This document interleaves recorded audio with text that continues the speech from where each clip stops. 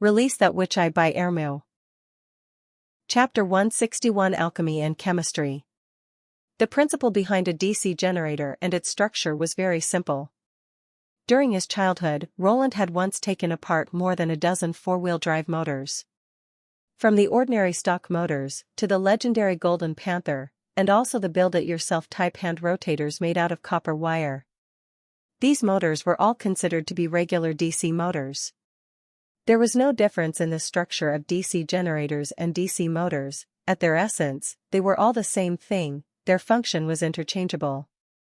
As long as there was another machine to help the rotator of the DC motor rotate, and causing the wire to continuously cut through the magnetic induction line, it could continue to generate and induce an electrical current without end. With the help of Anna and Mystery Moon, Roland needed only half a day to finish assembling a simple DC motor. All the parts of the stator were made out of wood and then given to Mystery Moon for her to magnetism them. The rotor was made of a wooden log with commutators embedded at the tip of both ends. The rotor would be connected by a shaft to the steam engine through a hole in the center. This structure was very convenient to produce, but at the same time it also ensured that the commutators would be isolated from each other. As for the new steam engine, Roland and Mystery Moon just stood to the side and looked on as Anna performed her incredible processing techniques. If they needed to make larger parts, she would spread out her black fire, wrap it like a cover around a bunch of ingots and let them melt within the cover. She would then mold the iron into the required sizes.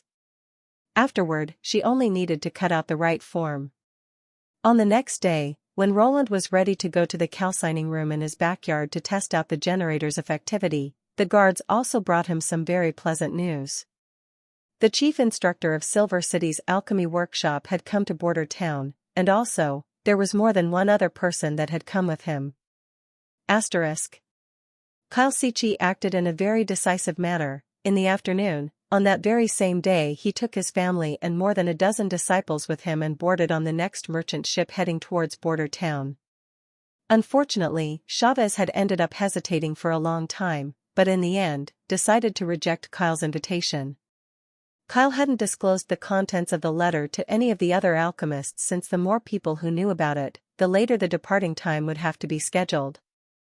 Kyle worried that it wouldn't take very long before the news about his success in reproducing crystal glass would reach the Duke's ear, and if by then he still wanted to go out, now after becoming known to have the ability to create high-profit luxury products, the Duke certainly wanted to keep him firmly under his control.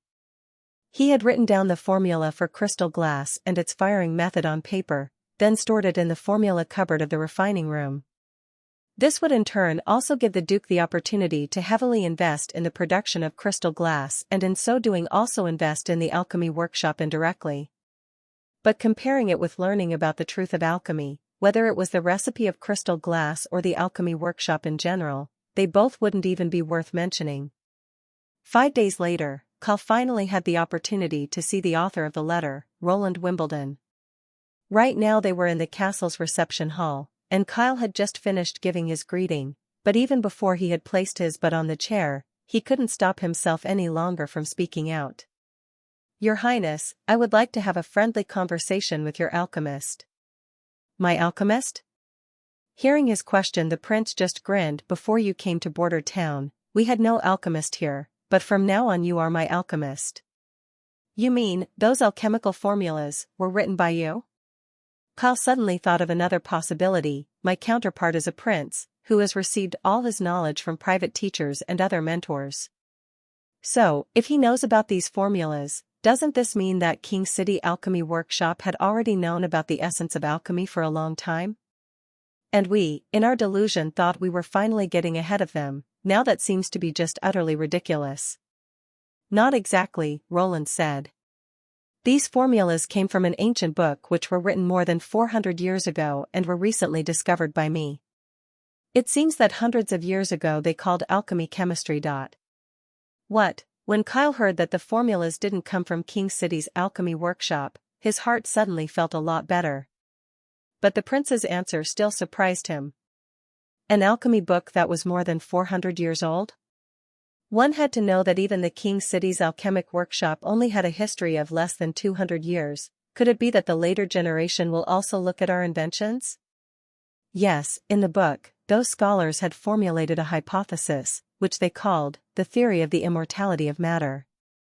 It states that matter, which is the source of all things in the world, will neither disappear nor will it increase. It will only transfer from one form to another. But in the end, they are all a piece of the same cake. Roland pointed to a cake placed on a nearby table. If you eat that, it will enter your stomach. From there, some of the parts of which it's formed will be absorbed by you, becoming a part of your body, while the rest of it will be excreted. So, if you now would take the integrated parts and the expelled parts and compare them with the former cake, the quality of the matter should still be the same. Hold on. Your Royal Highness, Kyle expressed his thoughts. If I take a piece of wood, cut it and burn it to ashes, no matter how much it previously weighed, the weight of the ashes after the fire will be lighter than that of the former piece of wood. If the matter didn't disappear, then where did it go? These problems are also explained in the books, Roland said laughingly. The missing matter was turned into gas and water, and the water was heated up so much that it turned into gas as well and evaporated. So, in the end, you can only see the residue from what was left behind. Gas? Kyle got an unexplainable feeling in his heart. Do you want to say that the air also has a weight? Of course, the air also has mass. The prince nodded in confirmation. It is also very easy to verify this point. Just put a pile of sawdust into a bottle, then cover the bottle and place it on a scale.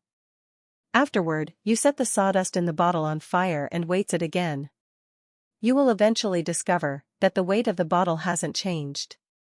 This is because the gas had no way out and still remains inside the bottle. Was this also written in the ancient books? Kyle eagerly asked, could you let me see that book? You can, if you accept a few of my conditions first. Roland gave him a piece of paper. You only have to name them. First of, if you want to work for me, your salary will be calculated according to the regular payment of Silver City's alchemy workshop. Secondly, once you accept this job, you must comply with the confidentiality regulations. That means, everything you learn has to remain a secret to other alchemists. Thirdly, if you agree to the terms, you have to sign this contract. The deal lasts for a period of 5 years, and when the 5 years are over, you are free to go on to choose your own fate. Furthermore, your alchemy discoveries won't be placed under the confidentiality restrictions any longer. You will be free to show your discoveries to your colleagues at the alchemy workshop. If you accept these 3 conditions, according to the contract, Border Town will provide you with free housing and a chemical laboratory. And lastly, I will lend you the book titled Elementary Chemistry to study, and if there is something that you don't understand, you can always come and ask me. These doesn't seem to be very harsh conditions, Kyle thought, although those words such as confidential regulations, chemical laboratory, and so on are really hard to pronounce. I think I was able to grasp the general meaning. Also, a 5-year contract also isn't that long. Kyle had previously thought that the price would make it a requirement that he would have to stay in Border Town forever. And, even if he had demanded harsher conditions, Kyle would still have wanted to see the book with his own eyes, the book on which was recorded the essence of alchemy. After he had thought it through, Kyle got up from his seat and bent his waist. I'm willing to serve you, Your Royal Highness. Excellent, now we have a deal. The prince did not seem to care about the etiquette. Your workplace will be directly beside the Chishui River. After signing the contract, I will take you with me and have you familiarize yourself with the laboratory. I will introducing you to the usage of the glassware and informing you about the workplace's rules. Hearing all this, Kyle felt that there was something wrong with this situation. How can it be that the prince is so skilled in alchemy, making people think that he is always keeping another card up in his sleeve? Shouldn't he be just some ordinary noble that found an ancient book and simply brushed up against alchemy? However, these were all only minor details. He suppressed his doubts and asked, Does your highness need me to refine something for you? I do, I need a highly concentrated acid. The higher the concentration, the better. The prince replied. Chapter 162 Firearm Practice. Liar. When Roland had finished his appointment with the alchemist, he returned to his office. Nightingale asked, What kind of 450-year-old ancient elementary chemistry book are you talking about? Isn't it just one of the books that contain some of your memories? Sooner or later, everything in it will be taught to the citizens anyway, right? It was only a white lie. During Margaret's visit, she had presented a package of black tea to Roland. He could now finally do away with drinking water or ale every day.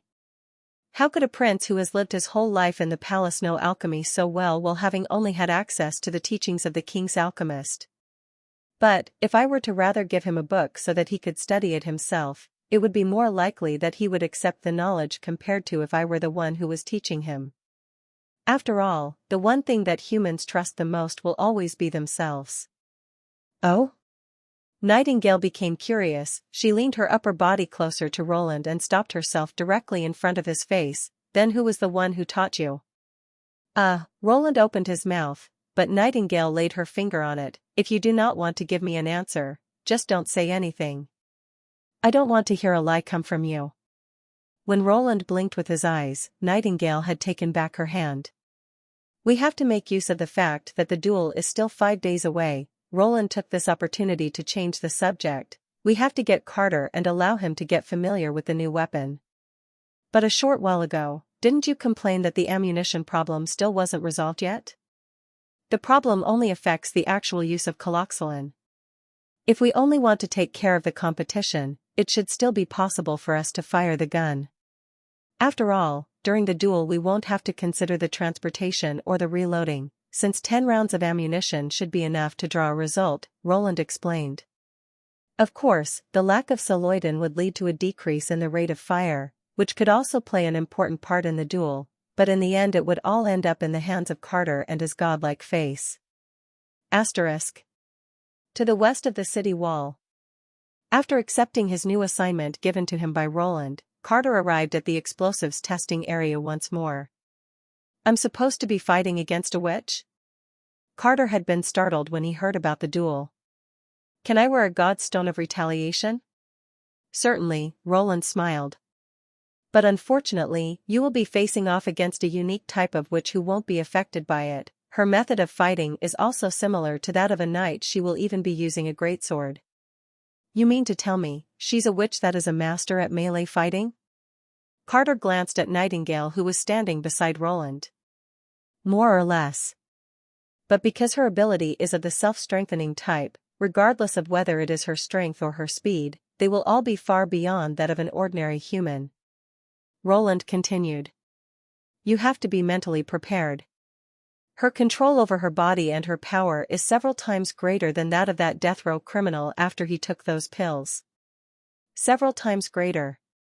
Your Royal Highness, do you know what this means? Carter was shocked. I will most probably be unable to keep up with her reaction speed, even if I'm carefully observing her movements. If she is as powerful as you say she is, I am afraid I won't be able to beat her. Theoretically speaking, your chance of winning is actually 0, the prince confirmed, but he then handed him a strange firearm. But by using this weapon, your chances of winning should increase dramatically. This is the new gun? Carter grabbed the weapon with both hands. Because the trigger and the barrel parts were very similar to that of a flintlock, the knight was also able to determine that it should belong to the same type of weapon. Even though its size wasn't as big as the former, after he held it in his hand it was still heavier than the former flintlock.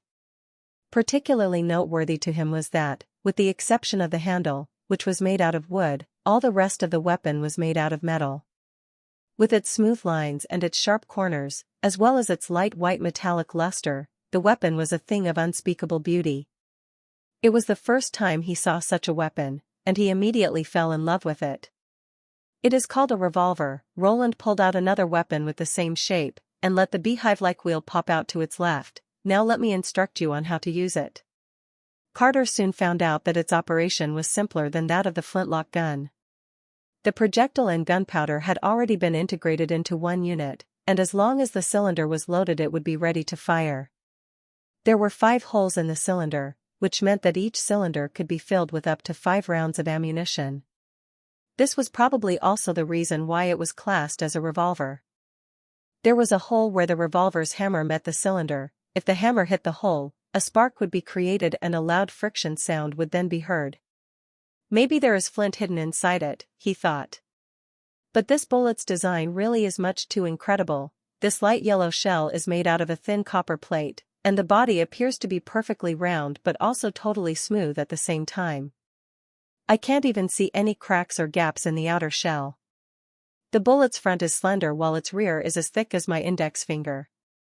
It fits very accurately into the holes in the cylinder.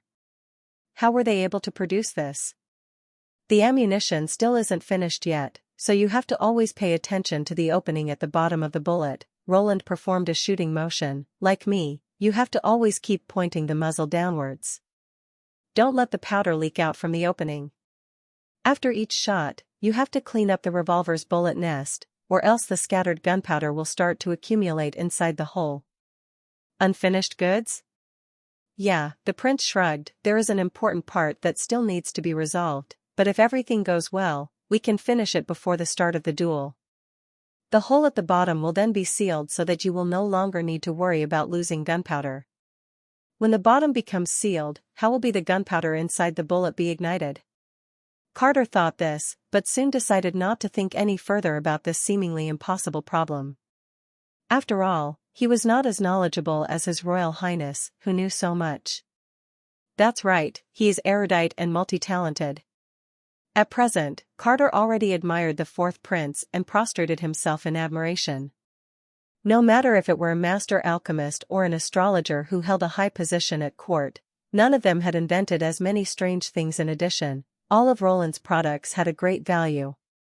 His inventions were unlike snow powder, which was the kind of invention that could only be used as a toy for the nobility. The steam engine invented by His Royal Highness was currently being used for mining and pumping operations, and his guns and cannons helped repel the demonic beast and also the Duke's coalition.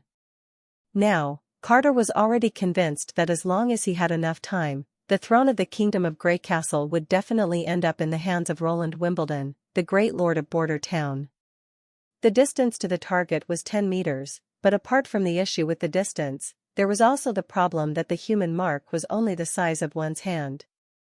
Carter took on a shooting stance in accordance with the teachings of His Highness. He then held the gun in both hands, leaned his body slightly forwards, aligned the barrel in line with the center of the target, and then pulled the trigger. Sparks and gas were ejected from both sides of the wheel, and a loud noise hurt his ears. It felt like someone had shoved him backward, and his arms were also unconsciously pushed upwards. When the smoke finally cleared, the target still seemed to be intact. "Go on," said Roland. Carter took a deep breath, and then fired the remaining 4 bullets. However, the result was still the same, no bullet had hit the target. Carter was shaken, but when he looked to His Royal Highness, he discovered that the latter didn't seem to care. With its shorter barrel, the pistol's accuracy and range aren't as good as the rifle's, so it's entirely reasonable for you to miss. Plus, the bullet's diameter is close to 12 millimeters. With the diameter to be nearly 12 millimeters, the recoil also has to be much larger than from the flintlock. The prince began to explain, but Carter couldn't understand what he wanted to say to him. All in all, you only have to follow my instructions and keep on practice a lot. If one day, before the duel, you are able to hit the target with all the 5 bullets, you will really a chance to win. Oh, and that's right, don't forget to collect the bullet casings, they can be reloaded and used more than once. Chapter 163 Maggie the Witch. Ashes sat at the top of the castle, waiting for the arrival of the day of the competition. During the past few days, her attempts at persuading the other witches had not shown any progress. The stubbornness of the witches had greatly exceeded her expectations, whether it was the older women like Scrolls or the minors such as like Lily. They all refused her invitation. The only difference between them was their manner and reason in rejecting her. Some chose to stay because of Roland, while others didn't want to leave the Witch Cooperation Association, but in the end the 10 witches had all gathered together and turned into one unbreakable piece of iron. As for Anna and Nana, both of whom had originally come from Border Town, Ashes wasn't in the mood to even try to lure them away. In particular, when Ashes stood in front of the Anna, the magic she could feel coming from her was completely different to anything else she had ever felt before. Her magic felt like it was as hard as steel, but at the same time it also had a smooth and dense feeling to it. It felt as if she was separated from ashes by a wall of iron. Among the many witches that Tilly had been able to gather, none of them had ever given her that feeling. After inquiring the other witches on this topic, she learned that Anna's way of controlling her flame was actually quite unique. However, how could it be that even though her flame was invisible, it still felt as if there was a real barrier present? Ashes simply couldn't understand this. As for Border Town, in comparison to the other towns and villages that Ashes had seen before, it was quite different. If she were to put it into words, Ashes would have to say that felt as if the town was full of vitality, and that the people here all seemed to be holding on to a purpose for each and every day. From her position high up on top of the castle, she had a perfect panoramic view over the whole town. It seemed that at this moment, the most intense flow of people was in the area for the new houses. They had separated a square site as the new district, and within that area, every house looked similar to the next. There was an endless stream of carriages continually bringing in new batches of bricks from the north of the town while the masons were starting to dig out the foundations for a dozen new similarly shaped houses. Soon after, they could start to raise the walls, which was all done surprisingly quickly. Within a day, the walls had already reached around the height of a child. Looking into the northeastern direction, she could see smoke constantly rising up into the sky. The smoke wasn't caused by a mountain fire, but rather was the workings of the brick kilns. In particularly, there were several thick brick towers that had been erected, all of which at first glance, like a forest of colossal red tree trunks from the distance. Looking in the direction of the river, she could see some of the several sailboats that were arriving at Border Town every day since she had been here. Most of these sailboats came from Longsong Stronghold and were all loaded with so many items that the unloaded goods would almost fill up the entire shipyard. A group of guards were always patrolling around the yard while keeping those strange wooden pikes in their hands. Unlike the guards from some of the other cities' garrisons, they weren't walking around languidly for a short time before disappearing to find a place to hide and take a nap. No, they always marched in a straight line, moving between the terminal and the yard, and sometimes would even take the initiative to come forward and help to unload the ships, all of which Ashes had no memory of ever witnessing such a scene ever before. What kind of spell had Roland Wimbledon used that had given these people so much enthusiasm for constructing this new town in such a barren and desolated land? Just at that moment, from overhead, Ashes heard a burst of goo-goo sounds from a flock of birds. She raised her head and saw how a large fat pigeon dropped down from the sky and landed on her shoulder. "Finally, I have found you," said the dove beside her cheek. "Has Tilly sent you?"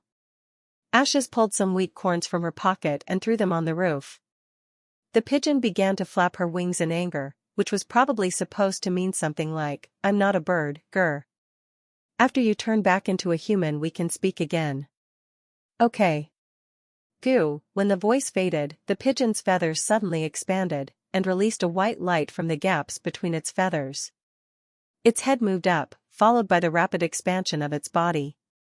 Simultaneously, its feathers began to shrink and were turned into a bundle of long white hair.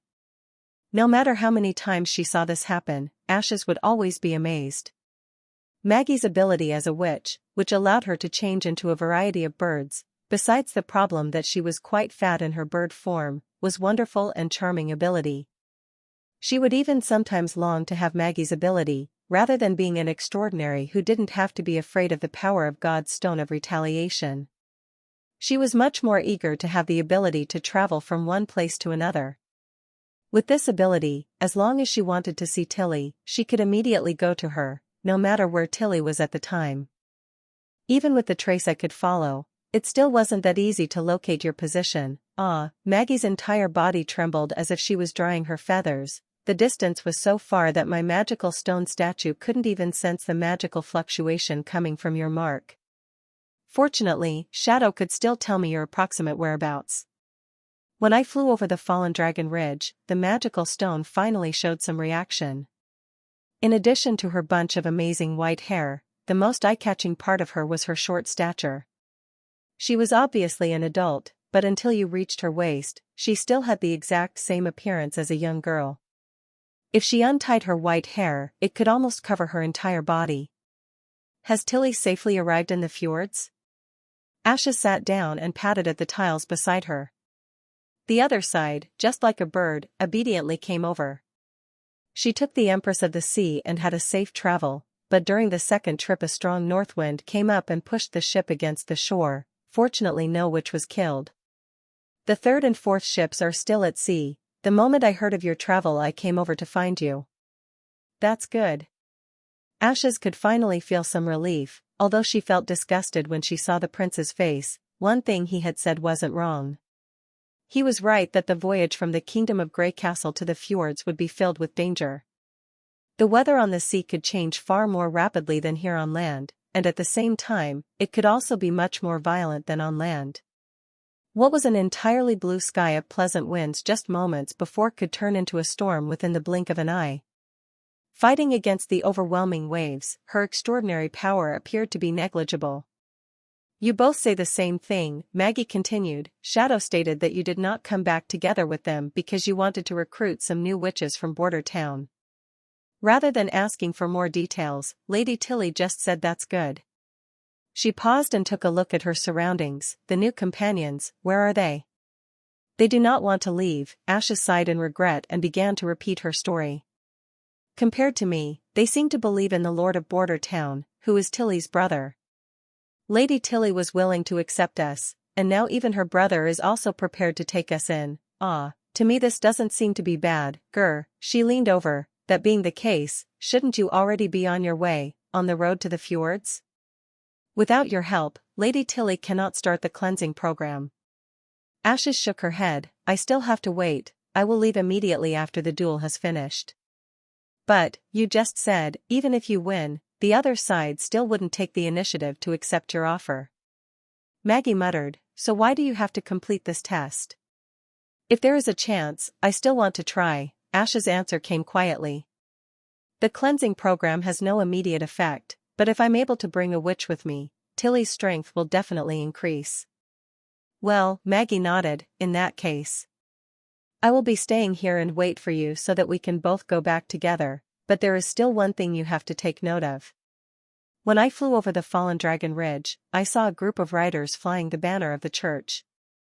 They were about 10 strong. That isn't a very large number. If they are raising their flag, that must mean they belong to the army of judges, Ashes said in a cold voice. Except for Border Town, I don't think there is any other place near here that the church would want to send their envoys. Their noses are as sensitive as a dog's. All is well and good, we will keep this information to ourselves until I finish neatly defeating their knight. Afterward, I will tell him the news that the church is approaching.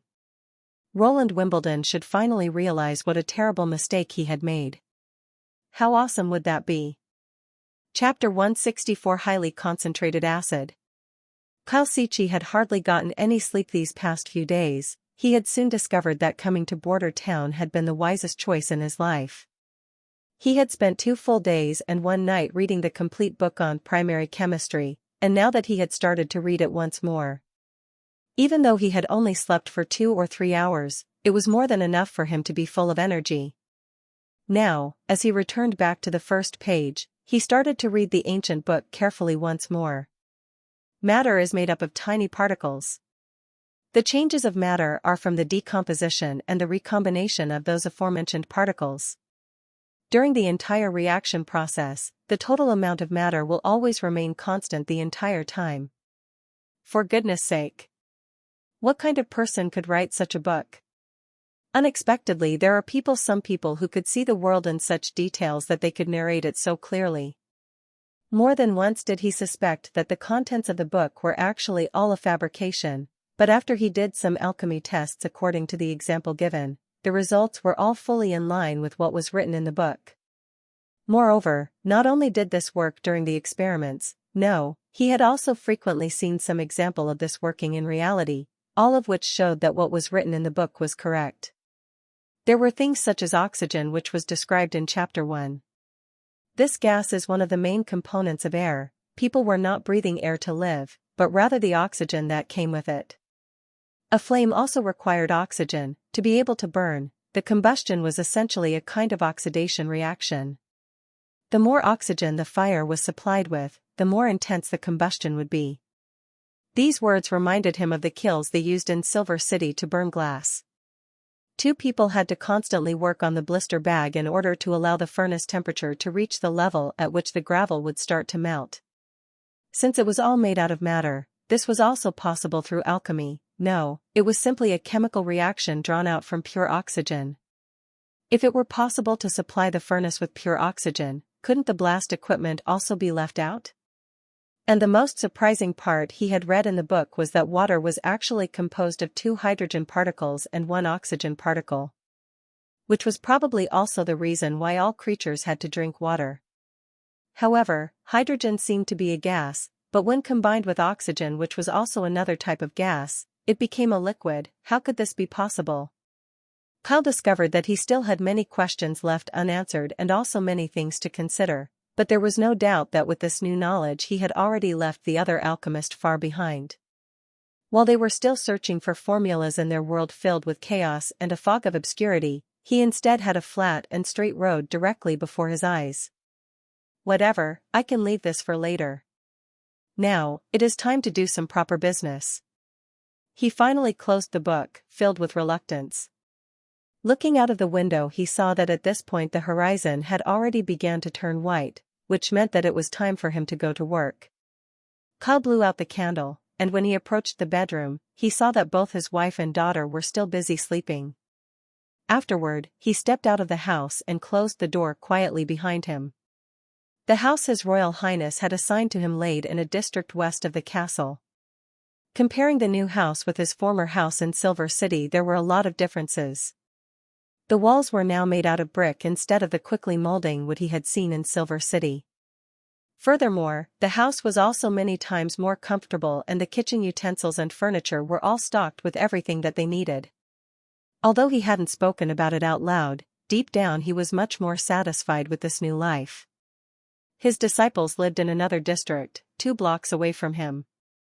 Their house was much smaller, and they didn't have a room for themselves. Their house was a bit like an inn, where a bedroom had to be shared with 4 people. When he came to his laboratory at the Shui River, he saw that his disciples have already been busy. They had all been carefully selected by Kyle. They had worked in the alchemy workshop almost from their childhood onwards, learning how to clean and sort the materials. By now all of them had already reached an age between 20 and 30 years old. Seeing that all the laboratory utensils and shiny glass containers were clean, Kyle nodded in satisfaction. "Good morning, Chief Instructor." Seeing him enter, all the disciplines bowed and greeted him. "Let's start." Kyle took a pair of gloves from one of the cupboards, full of enthusiasm. These gloves were extremely slim and elastic. They were most probably made out of animal intestines. When he had worked in the alchemy workshop before this, they never had any provisions such as these, but the prince had repeatedly stressed how dangerous it was to work and experiment with the chemicals. So, all the operating rules had to be strictly followed, such as when working with corrosive materials, they had to wear gloves the whole time and keep all of the windows open. Another difference between his previous work in the workshop and now was that he now had a clear task assigned to him. He had to make acid for His Royal Highness. The double stone acid method had already been used by his disciplines many times before, so Kyle only had to visit them from time to time and no longer needed to guide them through each and every step of the way. The 2 acids that they had to produce were described in detail in the book Primary Chemistry. One was called sulfuric acid, and the other was called nitric acid. During his time in the alchemy workshop they had used different names for them. The former had been known as green vitriol acid and the latter as niter acid. Even though they had used different names for it, the preparation method was basically still the same. Through the dry distillation of green vitriol and saltpeter, they could get acid vapor, and then by condensing them together, they were able to collect the needed acid liquid. Green vitriol was usually mined together with sulfur, while there were special nitrate fields to satisfy the great demand of the big cities, so they were both a commonly found raw material. But His Highness stressed the point that the 2 acid concentrations had to be as high as possible, so he had deliberately decided to explain the purification method to Kyle. For example, the collected sulfuric acid could be heated up again, so that the remaining water evaporated until finally a concentration of up to 98% concentrated sulfuric acid could be reached. However, nitric acid was a lot of more trouble. According to His Royal Highness, nitric acid itself wasn't stable, it was actually pretty volatile. Because of this, using the usual method they could achieve a high concentration only to a certain extent, and if it then came in contact with light it would quickly break down again. So, they had to dilute the nitric acid with the concentrated sulfuric acid, only then could it be heated. The concentrated sulfuric acid would absorb water, while the nitric acid would evaporate. Regarding the problem with the light, the nitric acid had to be stored in a brown glass bottle. To make all of this possible, His Royal Highness had already specially prepared a thermometer for him. When Kyle saw it for the first time, he thought that it was very intricate. It was a hollow glass pipe filled with mercury. Both ends of the tube were sealed so that they didn't have to worry about any mercury leakage while using it. Around the tube there were several lines drawn one above the other. When the temperature rose or fell, the mercury would follow, until it reached a constant position and the temperature could then be read. Today, the laboratory had produced 3 bottles of concentrated sulfuric acid and a bottle of concentrated nitric acid. At this concentration, he found that sulfuric acid wasn't flowing as smooth as water anymore. Rather, it was flowing like a sticky oil. And the nitric acid was no longer colorless and transparent with its high concentration, it had now turned into a light yellow liquid, and when the glass cap was opened, it would emit bursts of white smoke. Head instructor, will we have to produce these 2 acids every day? One of his disciples, a man named Amon, asked. We have to do it until His Highness gives us a new task. For a moment, Kyle paused. Why, are you worried that you won't have any time to discover your own alchemic formula? Amon nodded. Seeing him so earnest, Kyle had to laugh. I forgot to tell you that later the title of alchemist instructor will soon become unnecessary, so you don't have to search for a new formula to become an alchemist. No, Amon was totally stunned. Don't need it? The other disciplines had overheard his words and were now slowing down with the work at hand, and instead closely following along with their teacher's words. That's right, the future alchemist doesn't have to fumble with new formulas, instead they will need to have good memory and the ability of deduction. Kyle clapped with his hands, which was the sign for the others to gather to his side. His Highness has given me a book titled, Primary Chemistry. This is also the reason why I've come to Border Town. If you thoroughly study through it, most of the world's formulas can be inferred by using the book's contents. Can be inferred? The disciples issued weak shouts. Yes, after I have read through it in detail, I will start to teach it to you, Kyle announced. As for the way of promotion, His Highness has already explained this to me. In the future, you will have to pass a test that he had personally prepared to get the title of chemist. Believe me, it won't take long before the honorary title of chemist will be considered of a much higher rank than that of an alchemist. And using the knowledge you have learned, even the alchemist of the King City's alchemy workshop wouldn't be able to catch up to you. Chapter 165 Chase. Lightning traveled back and forth between Border Town and the southern hills, while the parchments in her hands were slowly becoming all the more complete. This was her newly received task. Together with Soraya, she had to draw a map of the western border. Flying together with Soraya, her flying height was significantly reduced, making it awfully difficult to fly over the forest. So she would first paint a rough outline of the topography, and later with Soraya, they would draw a more exact picture. By using her magic pen, the map would look like a view from up in the air, every detail seemingly totally lifelike. After a parchment was filled, Lightning would then turn around and fly back to Border Town. Today, after a few months of training, her flying speed had only become faster and faster. According to the calculation method taught by Prince Roland, her full-speed flight had almost reached close to 120 kilometers per hour. At this speed, the incoming strong wind made it nearly impossible for her to open her eyes. Because of this problem, Lightning thought that she had already reached her limit, but the day before yesterday, His Royal Highness had given her a gift. A headband made out of leather, with 2 copper rings wrapped into it.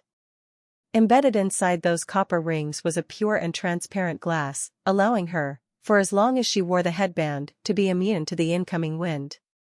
His Royal Highness had said that this headband is called windproof glasses, and that it was actually quite easy to manufacture, by melting some glassware. He had also said that with her wearing the headband she would look even more like a small Ezreal. Lightning didn't know who this Ezreal person was, but she realized that even though the headband was only made out of cowhide, copper rings, and glass lenses, it had still needed a lot of effort to put something like this together. The complete piece of leather had a double-layered structure to it so that it could wrap itself tightly around the inset copper rings. And also, to keep her from worrying that the leather band would scratch her skin, the headband had something similar to the buckle of a belt on it, with which she could adjust its size. Looking at it, it didn't give her the impression of something that had been just casually made. She immediately fell in love with this gift, almost to the extent that she wanted to wear it even when she was sleeping. Now, she only had to pull down the glasses, and she could keep on flying faster and faster, no longer needing to take into account the impact from the whistling wind. It wouldn't take very long before Lightning would reach the town. She had planned to immediately head back to the castle and hand over the new map to Soraya, but at that very moment a pale figure suddenly swept past the corner of her eye. Looking sideways, Lightning saw a pigeon with its wings extended gliding in the direction of Longsong Stronghold. Pigeons weren't very rare birds, but this one was quite different. It was really too big to be like normal pigeon. Just the wings alone would be enough to satisfy her stomach for the length of a whole day. Lightning had to swallow down her saliva. She remembered the time when she had still lived on the island and caught some flying fish by hand, later roasting them over the fire. Now, living under the roof of His Highness, although the food was very rich, having to eat bread with butter and mushroom soup for months on end, the food had started to become somewhat tasteless to her, so if she could catch a pigeon for roasting. Reaching out to the pack of salt and pepper fastened to her waist, her decision was made. Turning around, Lightning flew straight toward the pigeon, and the pigeon quickly noticed the approach of the uninvited guest. It immediately folded its wings, diving downward and seemingly wanting to drill into the woods, to rid itself of this menacing hunter. Seeing this scene unfolding in front of her, Lightning was shocked. She would never have thought a pigeon could be this smart. A few seconds later, a broad grin spread across her face, and with a sudden turn, she followed the pigeon as it dove downwards. Since the months of demons had already ended, the little girl had become confident that nothing could escape from beneath her gaze. For a moment, the pigeon still skimmed over the treetops, but a moment later it lowered its altitude even further, entering the forest and flying extremely close to the ground.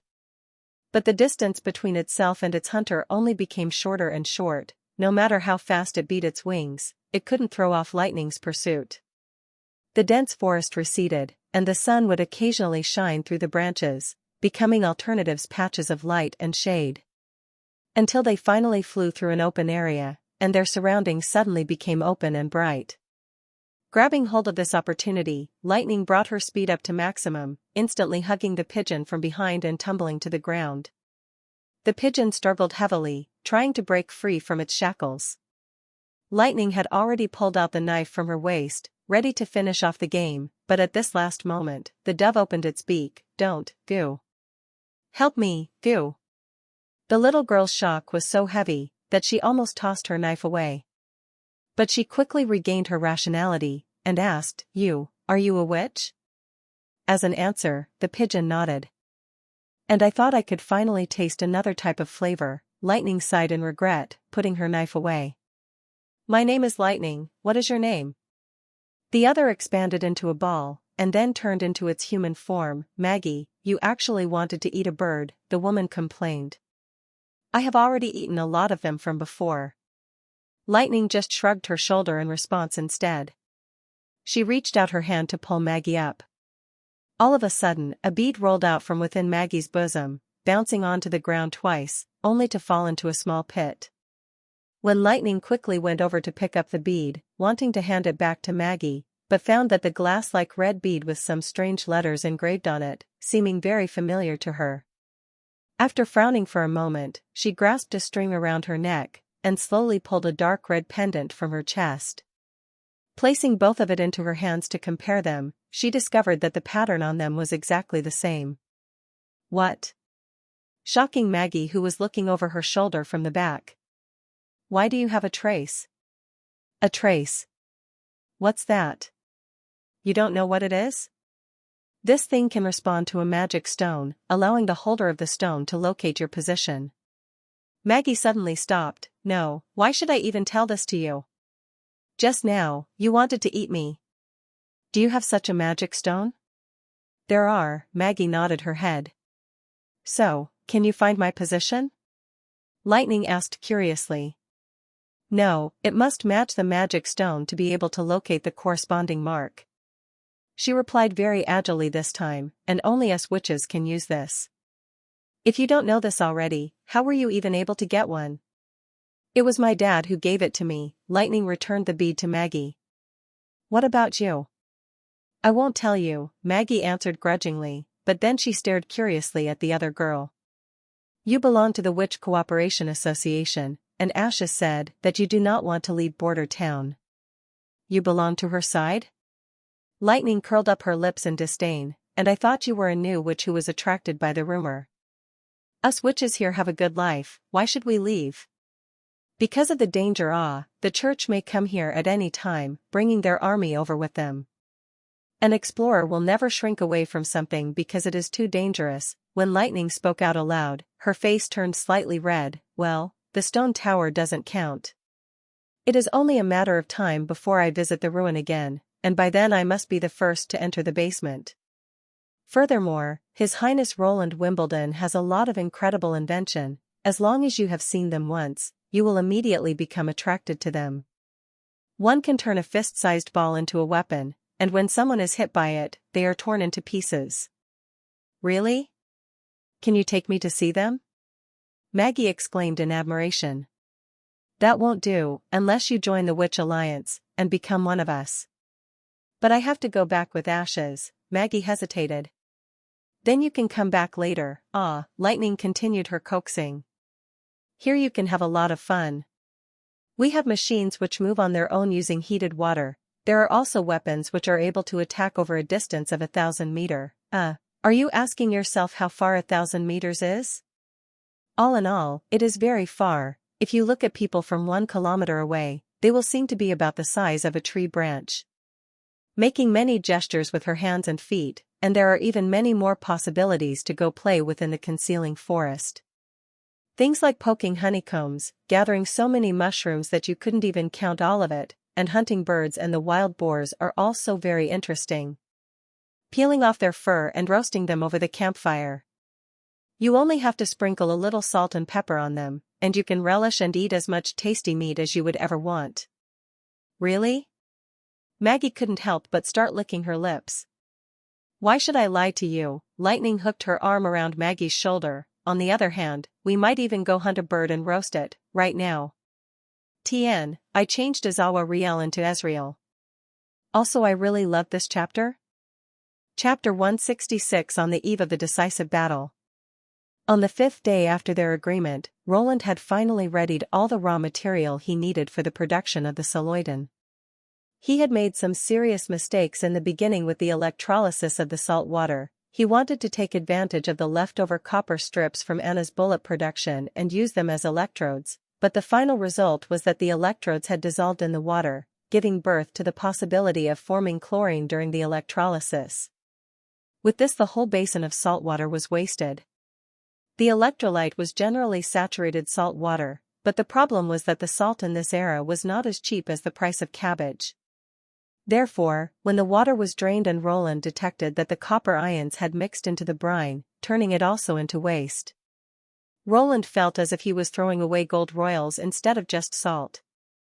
In the end, he was able to solve this problem by replacing the electrodes with carbon. By adding caustic soda to the boiling water to dislodge the oil, he obtained an absorbent cotton gauze. He then later brought over the leftover caustic soda back to the chemistry lab. The esterification of the Soloidan was the most important step in the production process, but he didn't exactly know how he could achieve this. Roland only knew that he would have to soak the gauze in the mixed acid, and when the nitrification process was complete, he could then take it out. Whether it was the solution ratio or the duration of the reaction, he didn't know anything about this. So with this in mind, Roland ordered Kyle to form groups and run some experiments. Using hourglasses to observe the time, the pieces of cotton gauze were repeatedly dipped into the mixed acid and rinsed with water. At the last step, they were soaked in a sodium hydroxide solution to remove the excess liquid acid. Afterward, the still wet products were then shipped back to the castle, where they got air-dried by Wendy. The result was that the best esterification process would be achieved by using the highly concentrated fuming acid, and with it, most of the trial product could also be quickly ignited. In the end, to achieve the best effect with the gun cotton would be to use the technique of first soaking it in sulfuric acid and after that in the nitric acid. When the rough formula was finally calculated, the laboratory would then start with the mass production, and immediately after the soaking and washing process was completed would it be brought away by the First Army. In the end, even the chief instructor did not know what exactly it was that they had actually produced. The dry gauze was cut into tiny fingernail-sized pieces by the maidservants and afterward were stored in separate boxes. They were then sent to the North Slope Mountain. There in the backyard they would complete the final loading phase. In the absence of machines, the process could only be done by using basic manpower. A bunch of guards would have to sit down, dip the gun cotton in the adhesive and gently push it into the bottom of each cartridge, this way sealing the ignition hole.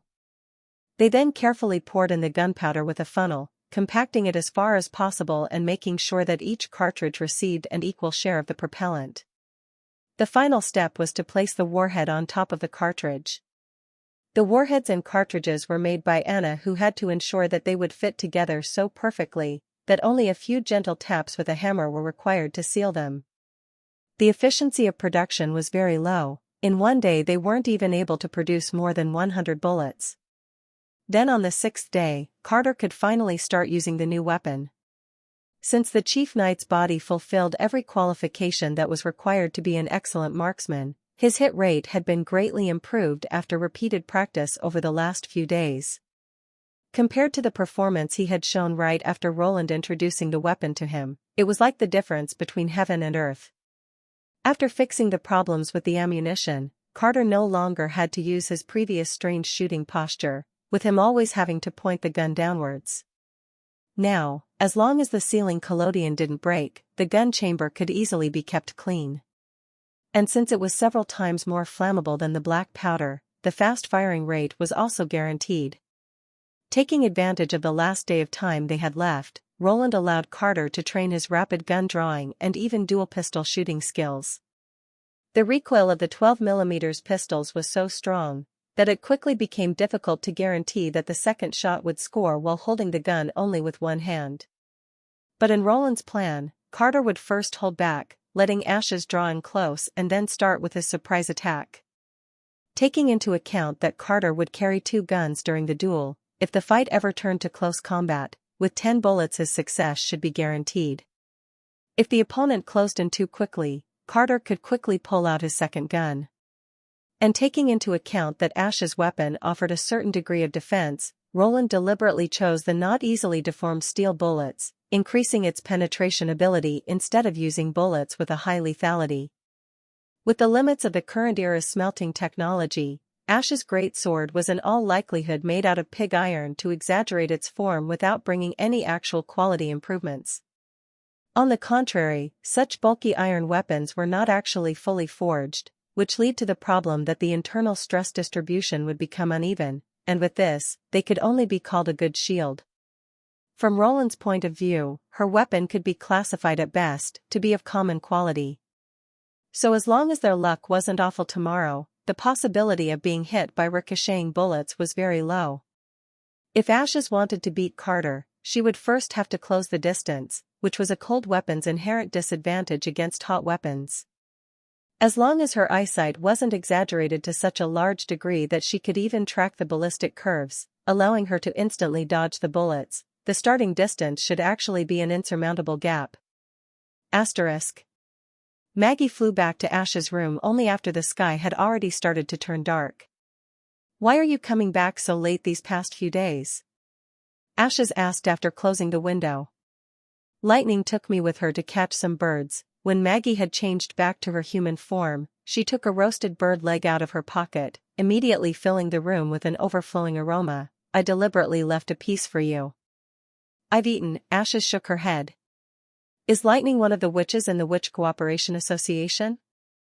Goo, Maggie nodded frantically. Her ability is similar to mine. Like me, she can also soar in the skies, but her ability is much more easier to use than mine. After pausing for a moment, she then asked, Sister Ashes, do you insist on beating them?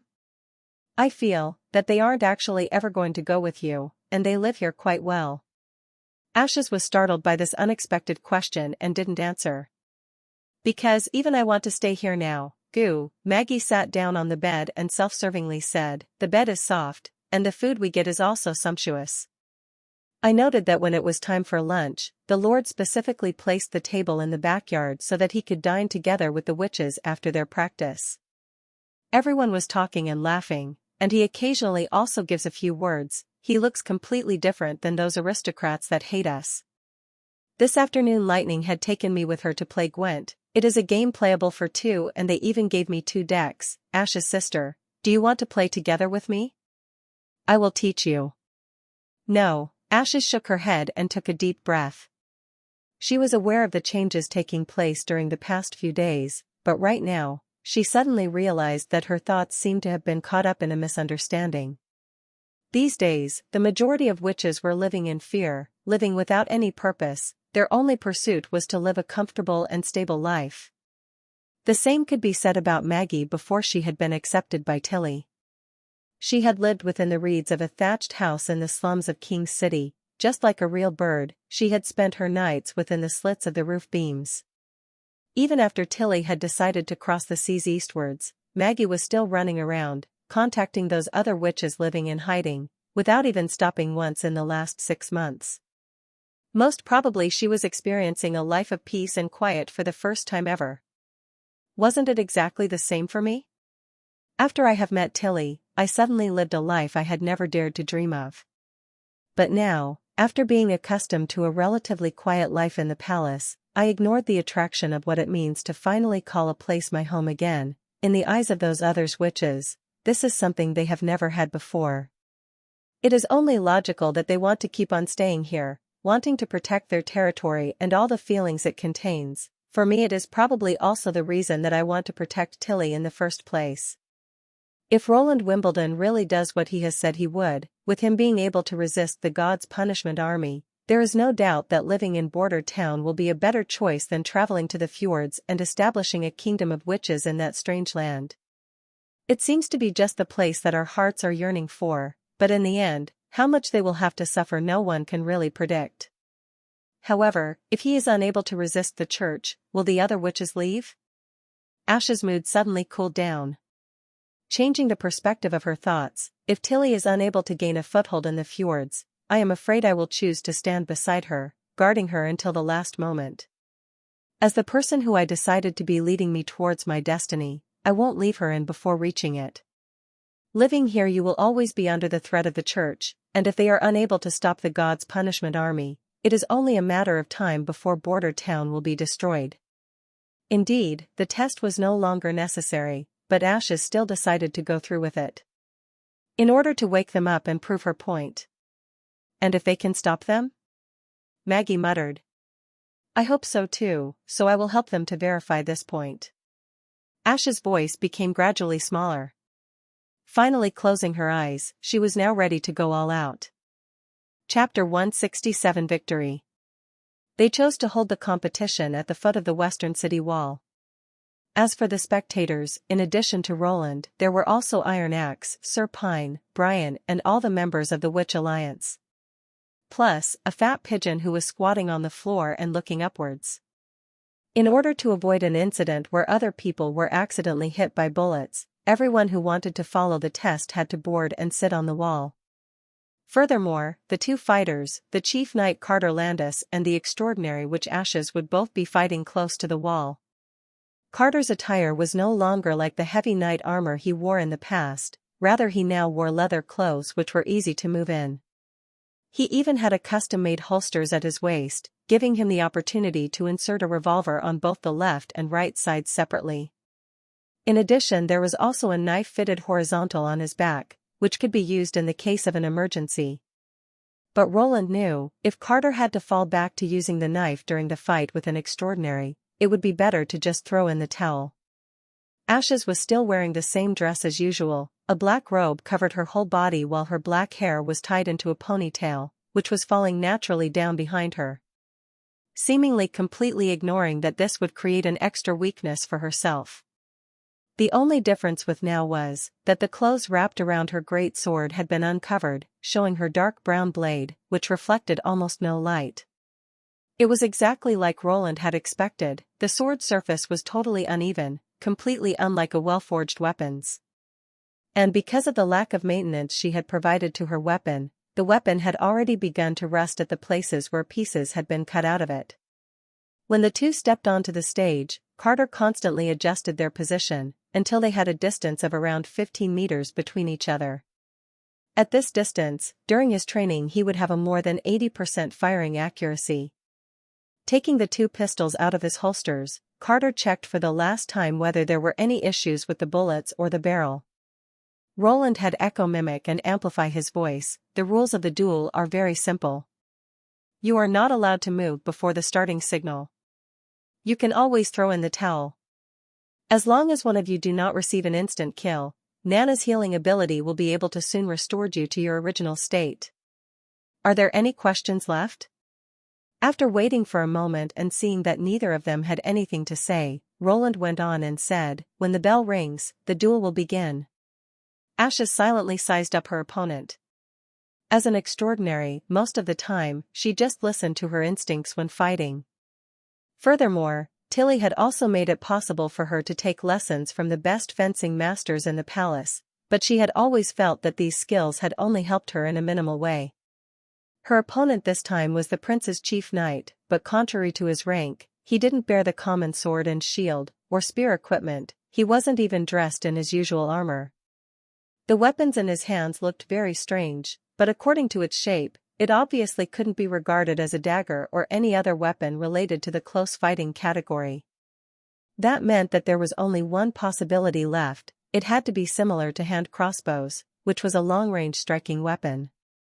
Against an extraordinary, crossbows were no threat at all. At least this was what she had learned on her own during a lot of fights. As long as it was a hand crossbows, she could even catch the flying arrows empty-handed. But when she looked at the prince's confident expression, she knew that the weapons in her opponent's hands were more than likely not as simple a thing as an ordinary crossbow. Her instincts told her that she should close into the knight as soon as possible, rather than waiting for the other side to release his external attack. Because of this plan, before the duel even started, Ashes thrust her sword into the ground, taking a pose that gave off no threat, but this was actually the most effective way for her to deal with an opponent using a crossbow. At this moment, the crisp sound of a bell ringing could be heard coming from the direction of the wall. Almost at the same time, Ashes firmly grasped the sword handle, putting all of her power into moving it forward. Throwing soil, grass, and even gravel into the sky with the wide side of her blade, letting it splash in the direction of the knight and forming a wall of sand between them.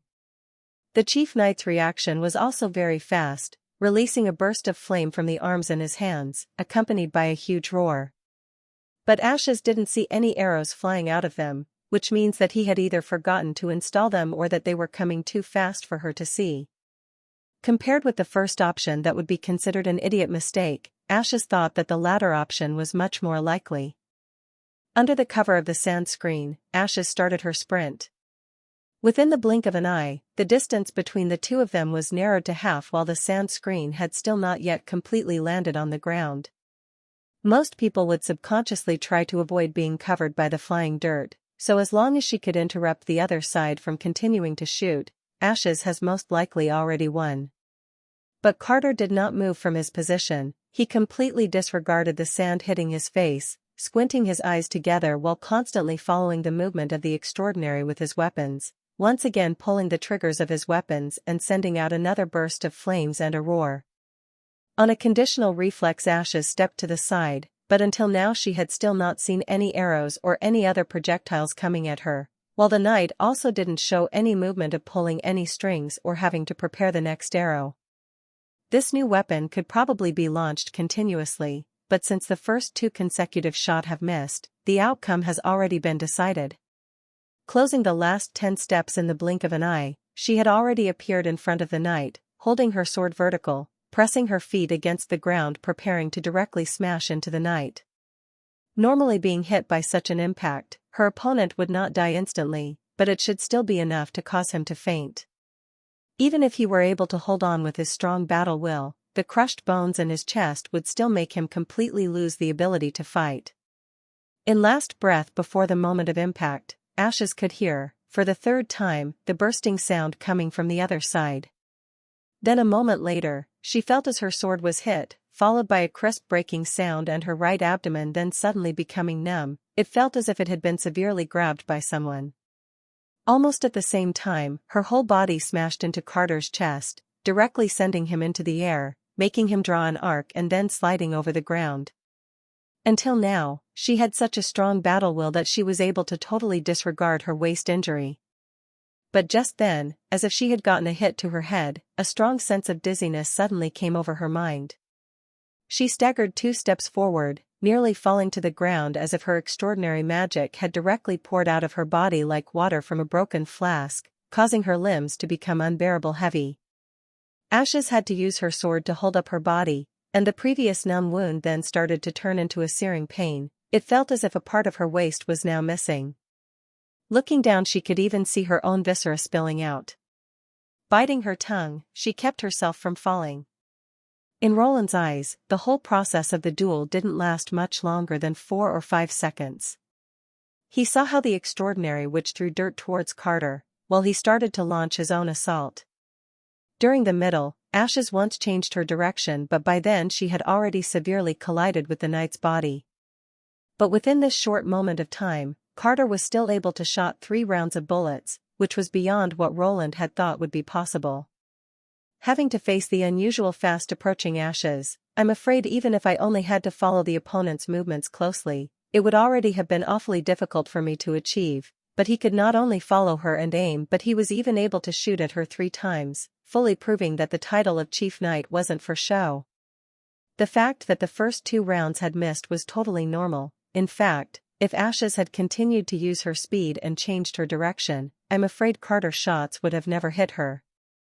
The key part was in the 3rd round, in the final 5 or 6 meters. During that part, Ashes was holding her great sword in front of her chest as a shield and had gone in a straight line for the impact. If it was a crossbow or even heavy crossbow, even if they hit against her sword, they wouldn't have caused any impact to an extraordinary. But the 12mm caliber ammunition together with the steel warheads at that distance would show an unparalleled power. Roland then saw black fragments splattering into the air, soon followed by blood and gore. When Ashes finally stood firmly again, the prince discovered that a large part of her waist was now gone, giving the impression as if there was a beast that had chewed out a large chunk of meat out of her. Her guts had also fallen out of her wound, and were hanging down the side of her body. Looking at her sword, he saw that the lower part of the great sword now had a bowl-shaped gap in it. Probably caused by when the bullet had gone through her sword, the unstable warhead and the broken-out pieces of her sword had hit into her waist, causing her such an immense wound. Even while seriously injured, she had still not fainted. Only by purely relying on her extraordinary power could she still stand upright on the battlefield, showing off her terrible physical power. If it were the lead balls from before or only the bullet, I am afraid she could have just ignored them. Maggie was the first one who arrived at Ash's side. With a face full of anxiety, she tried to hold her friend up, but unfortunately, her figure was so short that she could only grab Ashes around her legs. Nana was also already rushing in the direction of Carter to treat him, while Roland instead quickly moved in front of Ashes. Seeing him appear, it seems she had only waited for this moment. I won. Finishing what she wanted to say, she didn't even wait for Roland's reaction, she instead fell straight against his shoulders. Chapter 168 Recall. Scram. Dirty beggar. Someone pushed hard against her, but she did not move a bit. Instead, it was the assaulter who was the one to stagger 2 steps back. The man's arrogant expression disappeared from his face and instead instantly turned into one of shock. A moment later he abruptly turned around and left with his tail between his legs. During this whole time, she remained unaffected and kept on moving through the crowd. When they saw the worn-out woman, most of the people stepped out of her way while frowning. In this way, she was able to slowly move further in the direction of Graesel's inner city gate. Although there were traditionally no walls separating the inner city, the people had erected a symbolic gate made out of wood and garlands to better control the sea of people. On both sides of the gate stood two neatly arranged rows of armor-wearing warriors, all of whom had an exquisite armor that was dazzlingly reflecting the shimmering sunlight. With their spread-out eagle wings on their shoulders, it gave off the impression that they desired to fly off into the sky. The iris flower decoration hanging over their chests together with their heroic and handsome faces had gathered their own group of rich housewives that were shouting and quarreling over them. The warriors were all wearing red capes that fell down to the ground. They seemed to be a red wall if you were to look at them from behind. It was these handsome and mighty warriors who were responsible for dividing the crowd, forming a wide and vacant road which was only usable by the more influential families. Many banners were flying in the wind alongside the road, and a lot of the strip-shaped golden-colored flags were hanging from the flagpoles, giving off a quiet, solemn and respectful presence. The banners were embroidered with many different designs, but most of them were covered by the tower and the pike. She knew that this pattern represented the royal family of the Kingdom of Grey Castle, who was also the organizer of today's ceremony. Today they held the royal ceremony to celebrate the day of adulthood of the fifth princess, Tilly Wimbledon. Since it was made public 1 week ago, this matter had already created a great public buzz, so much that everyone in the city already knew about it. In addition to the local aristocracy of the Kingdom of Grey Castle, the envoys from the other kingdoms had also come. They were all carrying plenty of gifts and marriage proposals in the hope of earning the favor of fifth princess. Even the church had sent an archbishop to preside over the ceremony. The ceremony would be held at the city center of the Square of Dawn. At that time, the royal family would start to give away meat porridge and thick soup, which was also the reason why the event had attracted so many people. However, she hadn't come for the food. Her goal was the archbishop. If she was able to kill an archbishop under the watchful eyes of the king, it would make it impossible for the church to cover up the incident, ending up in a great loss of face for them. Tasting such a sweet flavor of revenge made her feel endlessly excited. Touching her chest, she reassured herself that the snatched knife was still there. Although the knife was of poor quality, it would be enough to kill a mortal. At this moment, the crowd suddenly released a burst of overwhelming cheers, interrupting her from her thoughts. Looking in the direction of the inner city, she discovered that the rows of the knights from the Kingdom of Grey Castle had begun to slowly march forward. The knight in the front was dressed in the shiniest armor, like a flickering flame. His gold-embroidered red cloak fluttered behind him as he walked. The knights were followed by a carriage which was being dragged by 4 fine horses that moved side by side. The royal family's emblem was carved into the wall of the carriage and its wheels and frames were plated in gold. On the roof of the carriage there floated a scarlet burgee, while a gold-embroidered silken fabric was hanging over each corner of the carriage. At first glance, the whole carriage looked like a flowing golden ocean.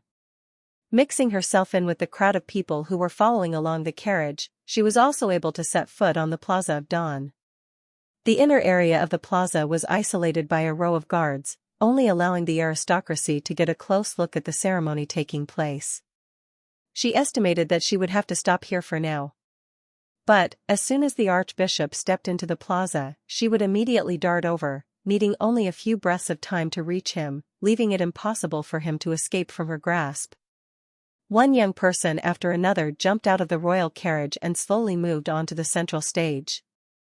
They were most probably Wimbledon III's 5 children. Within these people, she also detected the 5th Princess Tilly Wimbledon. There was no doubt that the 5th princess was the protagonist of the day. Her eyes were full of intelligence and clear like 2 gems. Her light makeup together with her long braided gray hair gave her a refreshing and simple impression. Standing within that group of brothers and sisters, she looked outstanding. The pattern embroidered on her dress wasn't complicated at all, and it was perfectly matched together with her temperament.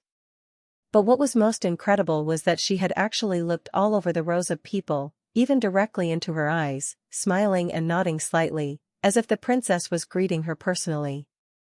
This definitely hadn't been an illusion. In that short moment, an incomparable feeling of closeness was born inside of her, like they were friends who had known each other for years, warm and sweet. It wasn't born from any blood relation or by being of similar social status, but rather it came from the resonance of their magic. She unconsciously released the strong grip on the handle of her knife, and instead began to quietly watch as the woman that was walking on the stage. Not long after the ceremony, she was found by 2 guards who had been tasked with escorting her to the palace. As long as she herself didn't want to follow them, the guards would have never been able to stop her.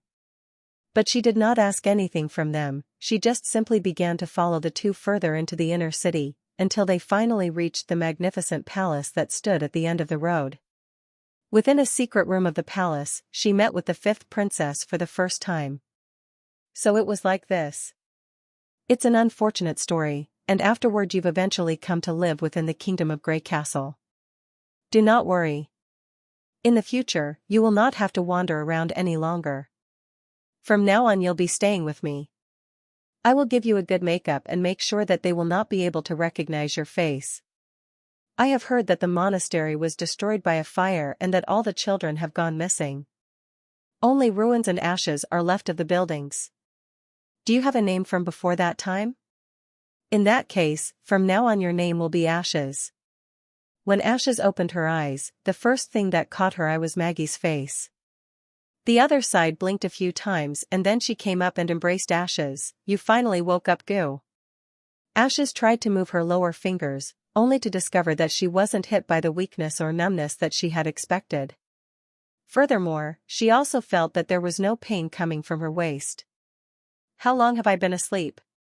One afternoon, Maggie said, Nana said that your medical treatment was already completed and you could wake up at any time. But when you wake up your body will feel very tired and you will first have to rest for a while. However, when you wake up for the 2nd time you should feel much better and all of your energy should already have recovered.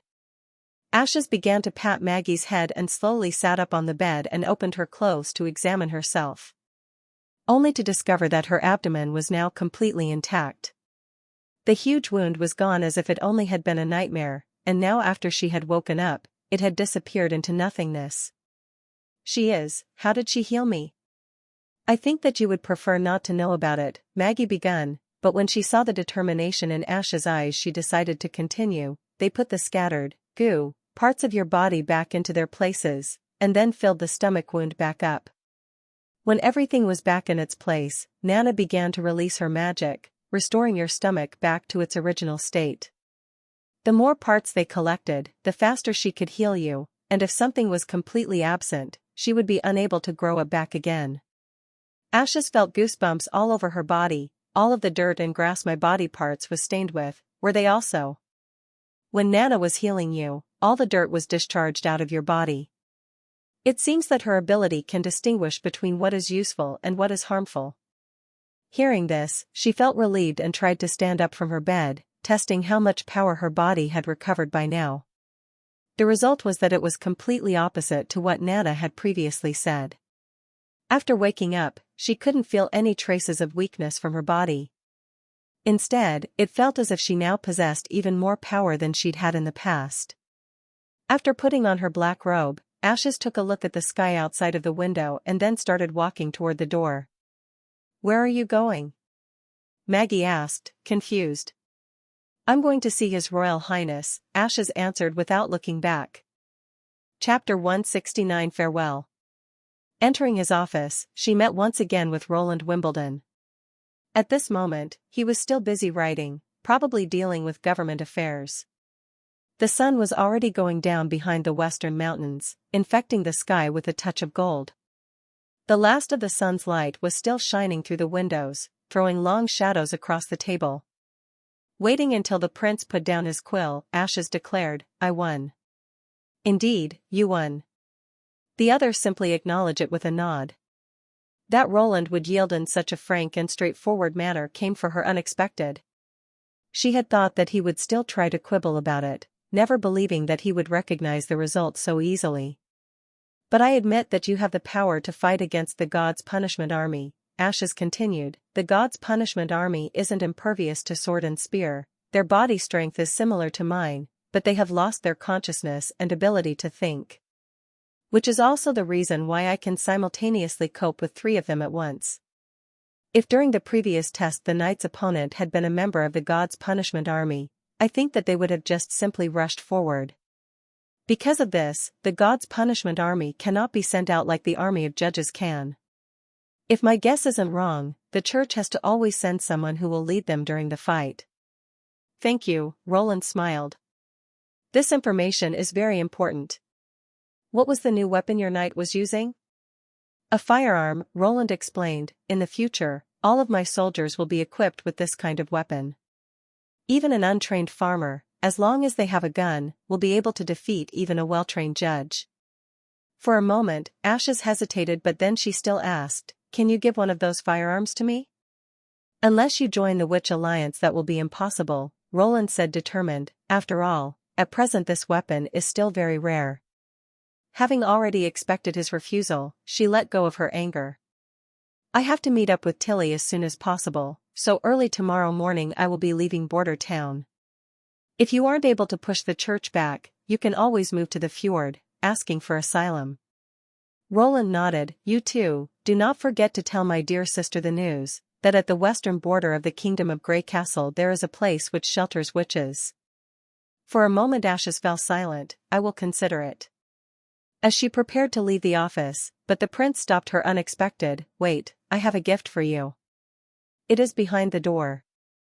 "A gift?"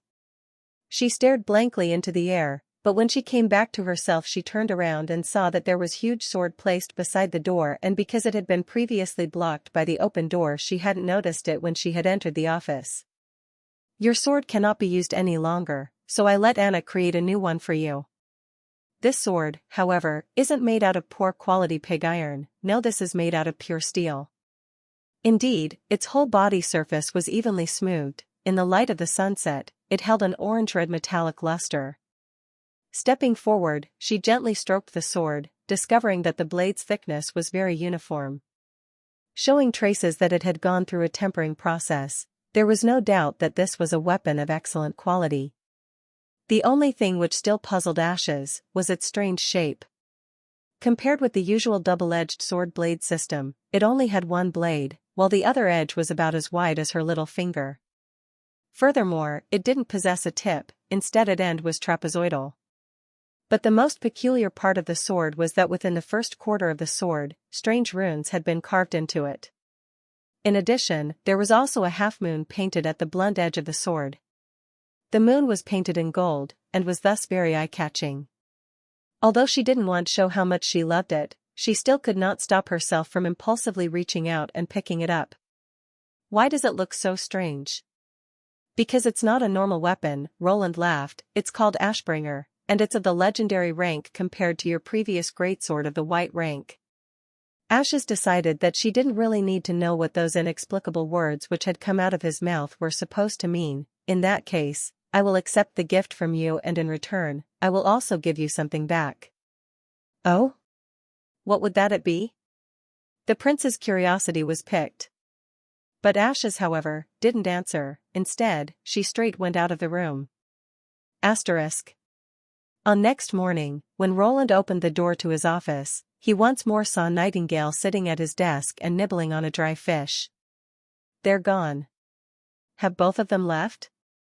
"Yes," Nightingale answered lazily, "they left the moment it was bright enough for them to see the road. Wendy was also there to send them off on their journey." Roland couldn't stop himself from being deeply moved. After all, Wendy was concerned for every sister, not to mention the witches who had helped her escape from the monastery. Because of this, he had thought Wendy would follow Ashes when she left, never imagining that she would be the first to refuse the other party's invitation. With this, the Witch Alliance still had all 12 of their members, which left Roland with the feeling as if his whole body was filled with energy. "Do you think they're going to spread the news about another safe haven to the other witches on the other side of the sea?" "Maybe, maybe not," Nightingale said ominously while leaning back in his chair. But when they meet a problem they cannot solve themselves, they will definitely think of Border Town. Closing his eyes, Roland went through the memories of the former fourth prince in his mind. Tilly and he had never been very close, or it could be better said that she had always maintained a certain distance from everyone, even her father. Wimbledon 3 was no exception to this. In addition to her good looks, she had also shown an outstanding sense of wisdom through her childhood. Roland's mind did not have any more information about her. When had the fifth princess started to secretly harbor witches, or when had she begun to develop her plans regarding the trip to the fjords? Roland didn't know anything about this. But this also didn't matter as much, for now, she could be regarded as a natural ally in the fight against the church. After all, with both of them resisting the church, they also shared a common goal for now. As for dispatching Theo and letting him spread the news about the safe haven for witches, this also can't really be called a futile endeavor either. In the end, the awakening to a witch is still a random event, so it is impossible that Tilly will be able to take in all of the witches. Especially now after her organization is also busy withdrawing, the other new witches will be all the more urgent to find another shelter. Now that I have gotten the news about the existence of the God's Punishment Army, the next task I will have at hand is to expand the production scales of those two acids. More efficient gunpowders or explosives cannot be done without using nitric acid and sulfuric acid. When all the members of the First Army have replaced their old weapon with a runner rifle, by using the rifled barrel and also the new bullet, there will be a large improvement in the firing accuracy. Therefore, training was of utmost importance. In a time without fire curtains, an experienced veteran with exquisite shooting skills was worth 10 rookies randomly spraying bullets around. But during this time the bullet consumption will also increase by a staggering amount. Furthermore, there was still the problem of the black powder which remained in the barrel after firing a bullet, causing the rifle to clog and also reducing the barrel's expected lifetime. Only by using smokeless gunpowder can this problem be solved. In fact, earlier versions of smokeless gunpowder were in fact made out of nitrocellulose, while the later stages of it was made out of a mixture of nitrocellulose and something else. The at present used the sealing method of nitric acid-soaked gun cotton was quite inadequate, not to mention the amount of gun cotton he would end up needing. After all, the laboratory production will only be enough for small-scale production. If I want to meet the needs of a whole army, an industrial-scale laboratory will also be needed. Unfortunately, the chemical industry is a complete stranger to me, so, for now, I'm unable to think of any usable solutions. In addition, the education progress cannot be slowed down. It isn't just important to spread elementary cultural knowledge, no, the ideological transformation also has to be implemented as soon as possible. The original citizens of Border Town have already experienced the ordeal of the months of demons. With the propaganda spread by the First Army, they accept the witches to a much higher degree now, but within the outsiders coming in, the indoctrination of the church will still be present. And right now the foreign population is busy rapidly rising, especially the serfs. They are all still living in their wooden sheds near the Cherchez River, claiming it to be the town's outer city. But once they are promoted to free people, they will gradually move into the city, and if I only then start to correct their beliefs it will already be too late. So I have to come up with a method with which I can silently start to transform their beliefs, but also something which will be broadly accepted by them. After being lost in thought for a long while, he opened his eyes, only to discover that Nightingale was busy observing him very closely. Their four eyes met for a short moment, but then, she subconsciously turned her head away. "Ah, yes, there was something I forgot to tell you," Nightingale began while looking out of the window, as if nothing had happened. "Wendy told me to pass something on to you." "What was it?" asked Roland. "She said, thank you." Chapter 170 The Gift of Revenge, Part 1. The sun slowly fell behind the mountains, allowing the night to descend over the Western Territory. Not far from the road, the emissary group had discovered a piece of open land where they had decided to set up their tents. Not a very long time later, a bonfire was burning in the center of their camp, finally allowing the warriors to take off their armor and stretch out their tired bodies. Sitting leisurely around the fire, they waited for the porridge to start to boil. Carrying a pot of hot water, Alicia stepped into one of the tents. "Priestess, I brought some hot water with me. Please use this to wash your face. Thank you. Mira smiled and nodded in thanks, then dipped her towel into the water. Tomorrow we will finally reach border town. We can then put an end to this exhausting journey. The journey was nothing when compared to a fight against a demonic beast, Alicia replied. Contrary to what I had expected, it was your horsemanship that made me have a whole new level of respect for you. I had never thought that a priestess would be so well accustomed to traveling. Haha, that's only normal. After all, I wasn't born as a priestess. Before my life in the church I was a peddler, so riding quickly is a common thing for me. Mira answered while she wiped her face clean from the day's dust and sweat. When she was done, she handed the pot back to the warrioress. Here, you should also wash your face. Maybe it will help you feel better? What? Alicia became startled by the priestess' unexpected words. This is still about the matter of the gods' punishment army. Ah, the priestess shook her head while still smiling. Your mood is clearly visible on your face and is still clearly affected by Abram's words.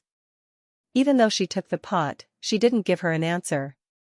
During your lifetime you will encounter many difficulties and challenges. If you aren't able to get past these thresholds, not only the church, but the whole world suffer as a result. In order to hold back those terrible enemies, sometimes sacrifice is also necessary. Mira began to lecture. It's a difficult choice, but never forget the church's motto. Choose the lesser of two evils, Alicia whispered. Above all, joining the gods' punishment army was entirely voluntary, and when Abram's brother had decided to become a member of the gods' punishment army, he was well informed about what this would mean for him. Being prepared to sacrifice oneself for the church, this was one of the most noble of ideals, and for this sacrifice, his name would be forever engraved on the monument of glory, being spread together with the glory of the church. Thank you for your guidance, Alicia said as she raised her right hand up to her heart. I feel much better now. What the priestess had said was right. In order to spread its glory, they devoted all of their energy to God. Regardless of the outcome, the members of the gods' punishment army were at least following in their own beliefs. Coming to this conclusion, Alicia felt how a weight had been lifted from her chest. We should go out and get something to eat. Until now they should have had enough time to get it done, Mira laughingly said. Really, we have eaten so much porridge lately that our tongues can't even taste its flavor anymore. Fortunately, today will be the last day. Alice couldn't stop herself from starting to laugh. Tomorrow we should be able to enjoy the Lord's personal hospitality and also receive a sumptuous meal. After eating their tasteless dinner, the presiding judge elected to be tonight's night watch, and the lucky warriors who weren't elected immediately entered their tents, trying to get an early sleep. Alicia was no exception to this. Together with the priestess she also returned to their tent, putting out the lamp, then covering themselves with their blankets. She didn't know for how long she had been sleeping, but within a dizzy moment, she suddenly heard a slightly muffled sound. It was as if a big object had been thrown onto the ground. Not much later the sound could be heard again. This time, she had heard something clashing against an armor. It wasn't obvious, but by no means was it just an illusion she might be having. She abruptly opened her eyes wide. Standing up, Alicia quickly grabbed her two-handed sword which laid beside her, slowly going to the side of the tent, preparing to sit in a corner and wait and see, but at this exact moment the roar of the presiding judge could be heard. We're under attack. With this roar, which instantly broke the quiet of the night, the camp immediately started to boil. Then the sound of another loud clash could be heard. And with it, the loud voice of the presiding judge also came to an abrupt end.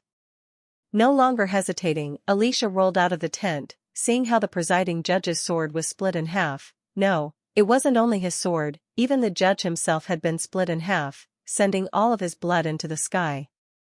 Within the shine of the campfire, Alicia could see his body powerlessly fall to his knees, slowly splitting into two and falling to the foot of a woman. It looked like this woman, who was holding a strange sword in her hands, was the attacker. She had shrouded her body in a black robe and her face had also been covered by a hood. Within the shadows of her hood, the only thing Alicia could make out were her two sparkling golden eyes. Two other judges rushed forward in an attempt to stop this woman, but in front of her terrifying weapon any thought of resistance was considered futile. The enemy was not only able to easily behead one warrior, she even split his sword into two as well. She could first hear the loud sound of two swords clashing, and then sparks and debris began to scatter everywhere, soon followed with the sound of a sword cutting into the flesh and it then crushing bones. Hearing this cacophony of nightmare-like sounds, her blood almost solidified. "Witch!" someone exclaimed. The enemy was only one person, alone on her own. She dared to attack the camp of the army of judges. With the exception of the power of a fallen one, no one else would have been able to do this. "Take the priestess and flee." Alicia suddenly heard a steady voice coming from behind her. Turning around, she saw that the speaker was actually Abrams. "You actually want me to flee and leave my companions behind?" Alicia couldn't believe what she had just heard. "Or else the death of the others will have been meaningless. It seems you simply don't understand this." Abrams growled, "The other side isn't affected by our God's stone of retaliation, and that is only the case if they are an extraordinary. So, I will try to stop her, while it is your task to bring the priestess back in the direction of Longsong Stronghold. Remember to always use the road, so that in case you met a caravan you can immediately call for help." Then grasping his sword he rushed towards the enemy. An extraordinary, sucking in a mouthful of cold air. According to legends, only the members of the God's punishment army are strong enough to fight against them. Everyone who encounters an extraordinary witch has to immediately seek help from the local church. Alicia knew that Abram was right. Staying here would only turn their sacrifices into a vain act. Seeing that they had already lost 5 members, the remaining judges changed their strategy. They used the tents and the terrain to start a catching game, trying to win as much time as they possibly could. But Alicia knew that the strength and speed of the witch were much better than that of her companions, so it was only a matter of time before they all died. Biting the bullet, she rushed into the tent, immediately grasping the priestess who was still trying to get into her shoes and began to pull her in the direction of the horses. "What happened?" Maggie asked in confusion. "The camp was attacked by an extraordinary. I must bring you away."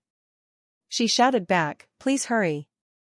However, with no possibility of seeing the road clearly enough during the night, it became quite a difficult task. If they ran too fast, they could easily trip into a roadside bump, injuring their legs in the process, but if they were too slow, it would be way too easy for the witch to catch up with them. Alicia decided to let the horses run down the road, while the priestess and herself would enter into the woods, which grew along the road, making it quite hard for the enemy to find them without the help of fire. Leaving the sound of the colliding weapons behind her, she pulled the priestess by hand, only relying on the dim moonlight to identify the surrounding environment. Always moving away from the road, and further in the direction of the center of the woods, increasing the possibility for them to meet with wild animals like vipers, but this would still be better than confronting the witch directly. When the two stumbled across the foot of the impassable mountain range, Alicia finally felt a little relieved. It seemed the witch had given up on her pursuit. With the exception of some bird cries, the surroundings were now completely silent. "What are we going to do now?" Mira asked. Even knowing what could happen, it seemed that she wasn't very scared. Seeing how calm the priestess was, Alicia's heart was full of admiration. "Priestess, we should look for a place to rest, and stay there to rest for the night. At dawn, we will then return back to Longsong Stronghold and seek support from there." "Shouldn't we go into the direction of Border Town? From here, we will at most need a day and a night to reach the stronghold." "No," said Alicia, shaking her head. "Meeting an extraordinary here is too coincidental. I suspect that the Lord has already associated himself with the witches, and with this, it is too dangerous for us to go to the town." "What you say makes sense," but then the priestess' eyes became large and she looked straight behind Alicia. Seeing her reaction, Alicia's heart sank. And indeed, when she turned around, she saw the witch dressed in her black robe slowly stepping out of the dark shadows. Her eyes were sparkling like stars, and an owl was hovering over her shoulders. Chapter 171 The Gift of Revenge, Part 2. Demon. Alicia drew her two-hand sword and stepped protectively in front of Mira. "Demon?" Her voice was cold, didn't bear any emotion. "That's the way you call those orphans and abandoned babies who were sent to the monastery to get raised. from whom you chose your own witches? What are you talking about? The warrioress snapped back, the church shelters them because of God's kindness. Without the church's mercy, how many of them would be able to survive until their day of adulthood? But the pervasive devil will always corrupt the weakest of them, leading a very small number of girls astray. But as soon as it is discovered that one of them degenerated into a witch, the church will immediately treat the fallen ones. You are totally turning the cause and effect upside down. Hearing the word treat, the golden pupil of the witch dimmed by a lot. Raising her large sword with one hand she declared, "I'm not too interested in persuading a dead person anyway. So be it." Even before her voice had faded away, the owl spread her wings and flew into the sky, and the witch's figure rushed forward. Alicia could still clearly remember how her comrades had tragically tried to defend themselves and had instead been split in two, so she decided, "I will never retreat, I have to advance forward." Facing the right-handed extraordinary, she threw herself to the lower right side just like she had trained in her fencing lesson. Her instructor had mentioned it more than once, if the enemy is heavily relying on their right hand, the bottom right will be the most difficult position for them to reach. After all, their sword grip is limiting their movement, so if they wanted to change the direction of the blade, they would first need to spend an additional half a breath to change their grip.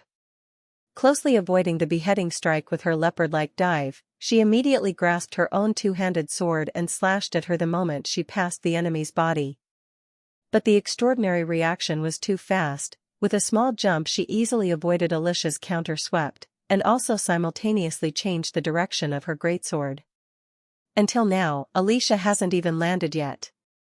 Within a flash, the sword cut through half of her calf, with it sending blood into the sky.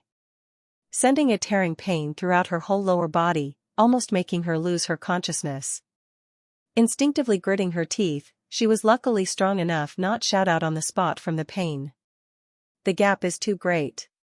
She now understood how hard had Abram's task been to give them so much time to escape. After all, he was able to exchange 10 or so moves with the extraordinary.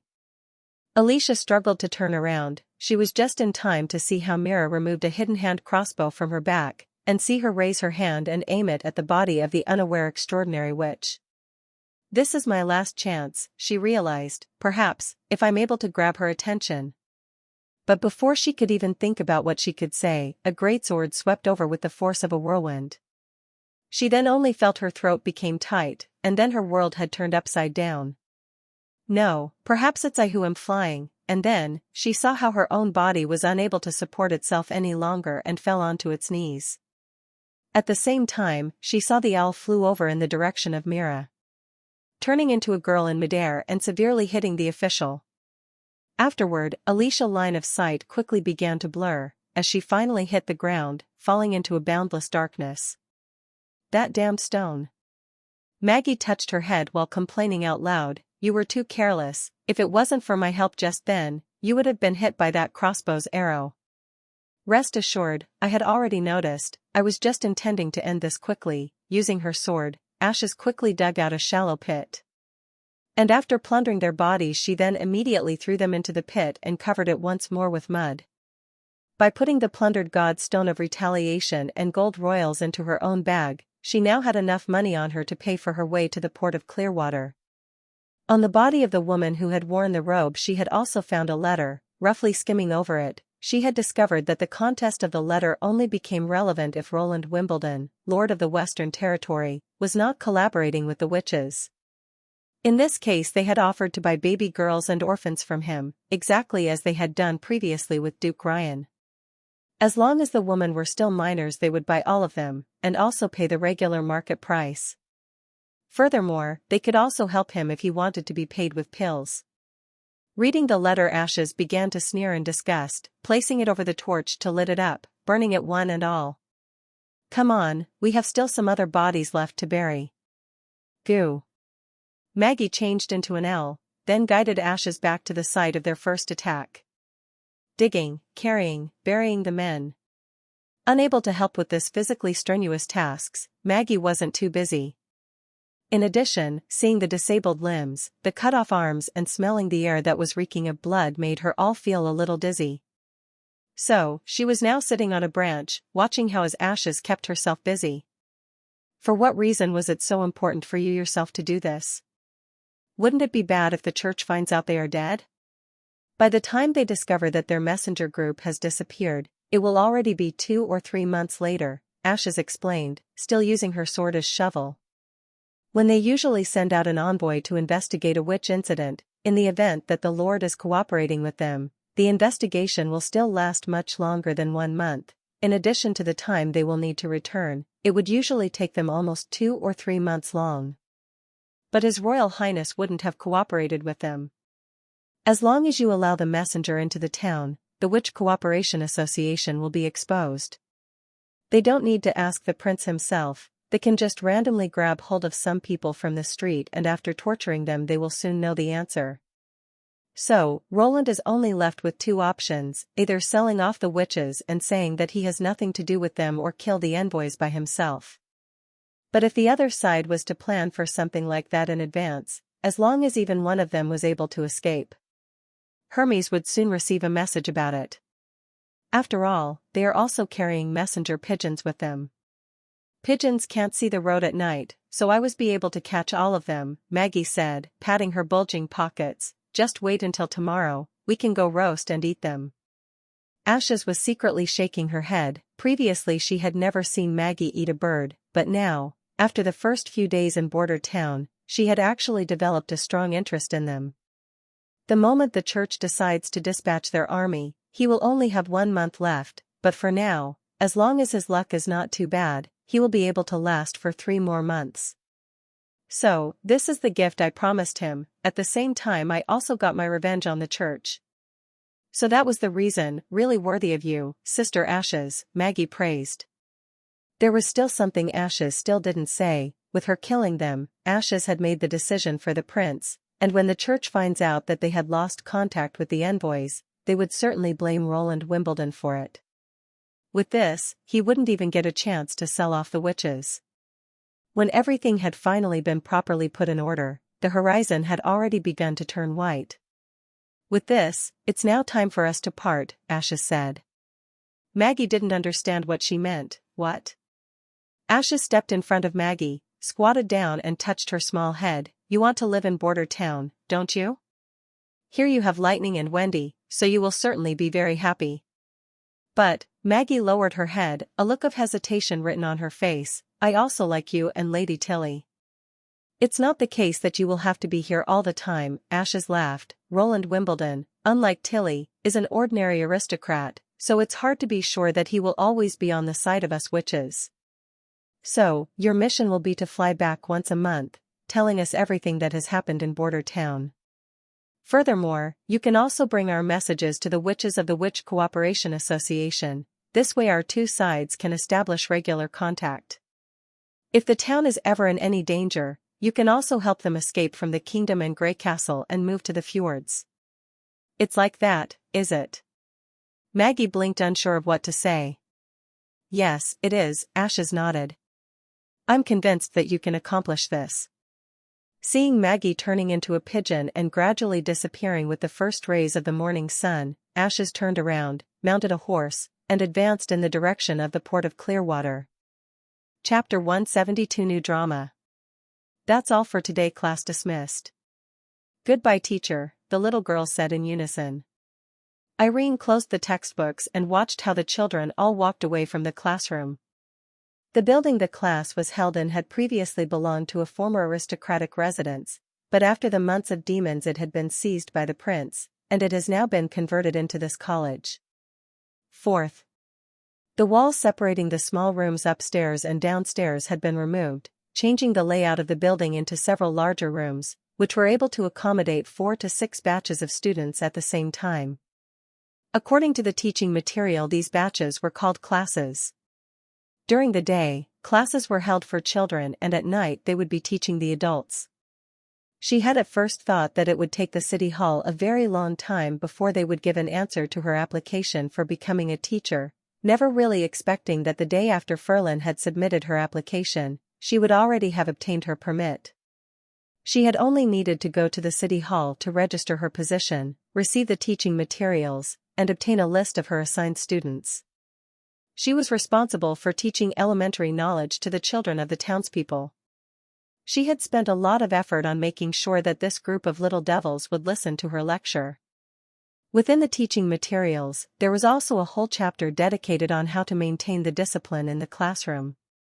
The tricks that were described were totally eye-opening to her. In addition to the traditional oral criticism and using rattan for corporal punishment, there were also other excellent options that were discussed. For example, dividing them into small groups, to establishment a class leader and monitor, who would be responsible for controlling them, and so on. The person who wrote the textbook must certainly be a senior who has spent many years studying on how to teach, in order for him to take such care when describing of all of these problems, right? Leaving the college, Irene saw her own personal knight Roland was waiting for her. He was no longer dressed in his shiny armor, together with its lion crest embroidered shield and sword, but even without it, he was still a very handsome man. His simple leather clothes brought out his tall and straight figure, coupled with the clear lines of his facial features. Even with his empty hands, he was still the morning light that she remembered. After giving him a hug, Irene noted that Roland seemed a little worried. "So," she asked, "what's happened?" For a moment Roland hesitated. "His Royal Highness the Prince invited us this afternoon to enjoy some refreshments in the palace." Irene was rooted in place from the shock. "Us?" She could immediately guess what her husband was worried about. She patted his back, then shook her head. "His Royal Highness has never seen me before. How could he be the same as the Duke? Besides, won't you also be there?" "That's right," Roland firmly nodded. "This time, I'll protect you." That afternoon, Irene, who was now dressed, and deliberately wearing a decent dress, with her husband went together to the Lord's castle. They didn't have to wait for long after a guard led them into the reception hall, and a gray-haired man then appeared at the entrance. There was no doubt that he was the Lord of the Western Territories, Lord Roland Wimbledon. He was accompanied by a lady who seemed to be around 30 years or just slightly older, who carried a calm and capable attitude but was still full of charm. From her facial features, it was clear that she must have been an outstanding beauty back when she was still younger. Seeing the prince enter, Irene and Roland quickly stood up, bending into a bow. "Welcome, Mr. and Madame Altec." Roland sat at the seat of the Lord. "On the table there are only the finest culinary foods of the palace. Do not hesitate to enjoy yourself. There is no need for you to be uncomfortable." "Thank you for your invitation to come here to enjoy the refreshments. It will be our pleasure," Roland replied in accordance with the noble's etiquette. "The name of the lady at my side is Scroll. She is also the head of the Ministry of Education in the City Hall. I believe you should already have met with her previously." "Indeed," he nodded, and then he turned towards Scrolls and nodded thankfully. "Until now I haven't thanked you. Without your permission, Irene would never have become a teacher so quickly." So it was all because of her help, Irene thought, casting a grateful smile to her. After leisurely chatting for a while, Roland tentatively asked, "I wonder why His Royal Highness has called us to be here today. May I perhaps know the reason for it?" "This is related to education." Roland paused, looking to Eileen. "I heard you used to work in the theater of Longsong Stronghold. Were you a theater actor?" Irene never expected that the prince would direct the question directly at herself. "Officially I have only performed once." "In that case, I am going to have a play at the town square every weekend," the prince said directly. "As for the script, the screenwriting, and the conductor, I have already arranged for all of them. I'm only in need of performers. And since you don't have so many classes and have already played in a drama, I want you to become the star of the performance. Of course, there will be an additional salary for all of your work. I wonder if you would care to join?" Irene looked at the prince with big round eyes, unable to believe what she had just heard. Without even bothering to ask whether he was making fun of her, she nodded excitedly. "Your Honored Highness, I would really like that." Standing on the stage has always been her dream, but after leaving the theater in Longsong Stronghold, she knew that she might never again get the chance to play in a theater. But in front of Roland, she had never expressed this regret. Instead, she had buried her desire deep within her heart. But on this day, she unexpectedly got the chance to return to the stage. What more could she hope for? These plays will be performed for the masses to see, so my request from the actors won't be high, it will be enough as long as they can deliver the story clearly. Maybe you have some friends in the theater of Longsong Stronghold who would also fulfill the conditions, who would want to go on stage, but never had the chance. If you could write a letter to them, telling them that we will have a performance each weekend and that the payment will be the same as for the Strongholds Theater. I know a lot of them, Irene said happy. I'll write to them the moment I go back home. I think they'll be happy to get the chance to come and perform in Border Town. All right, Roland handed 3 books to her. These are the scripts, they each have a number on their cover. Your performance will start with the first story. The content of it has been revised by Scrolls, and it should be very in line with the life of normal people. You can take these books back with you and read through them carefully. If there is something you do not understand, you can come to Scroll and ask. Yes, Your Highness, thank you. Irene bowed. Was that all right? Scrolls later asked, do you think that all of those stories should really appear?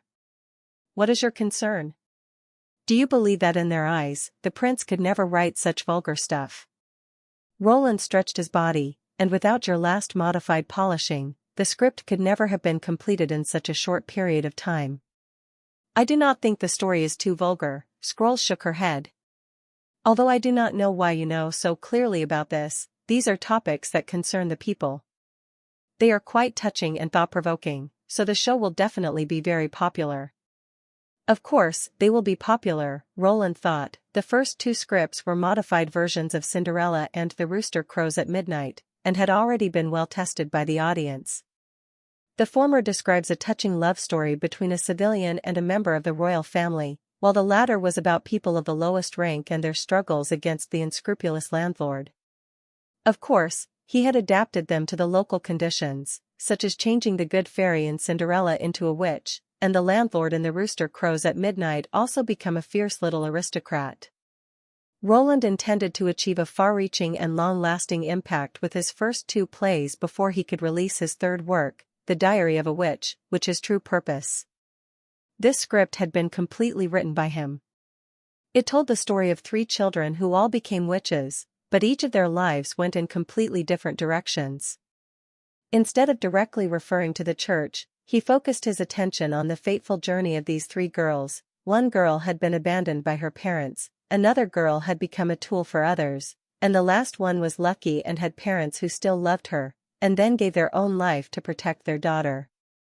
Eventually, the 3 women would meet with each other by chance, help each other to prevail over those who want to sentence them to death, and would try to blend in with the ordinary people to find their own happiness.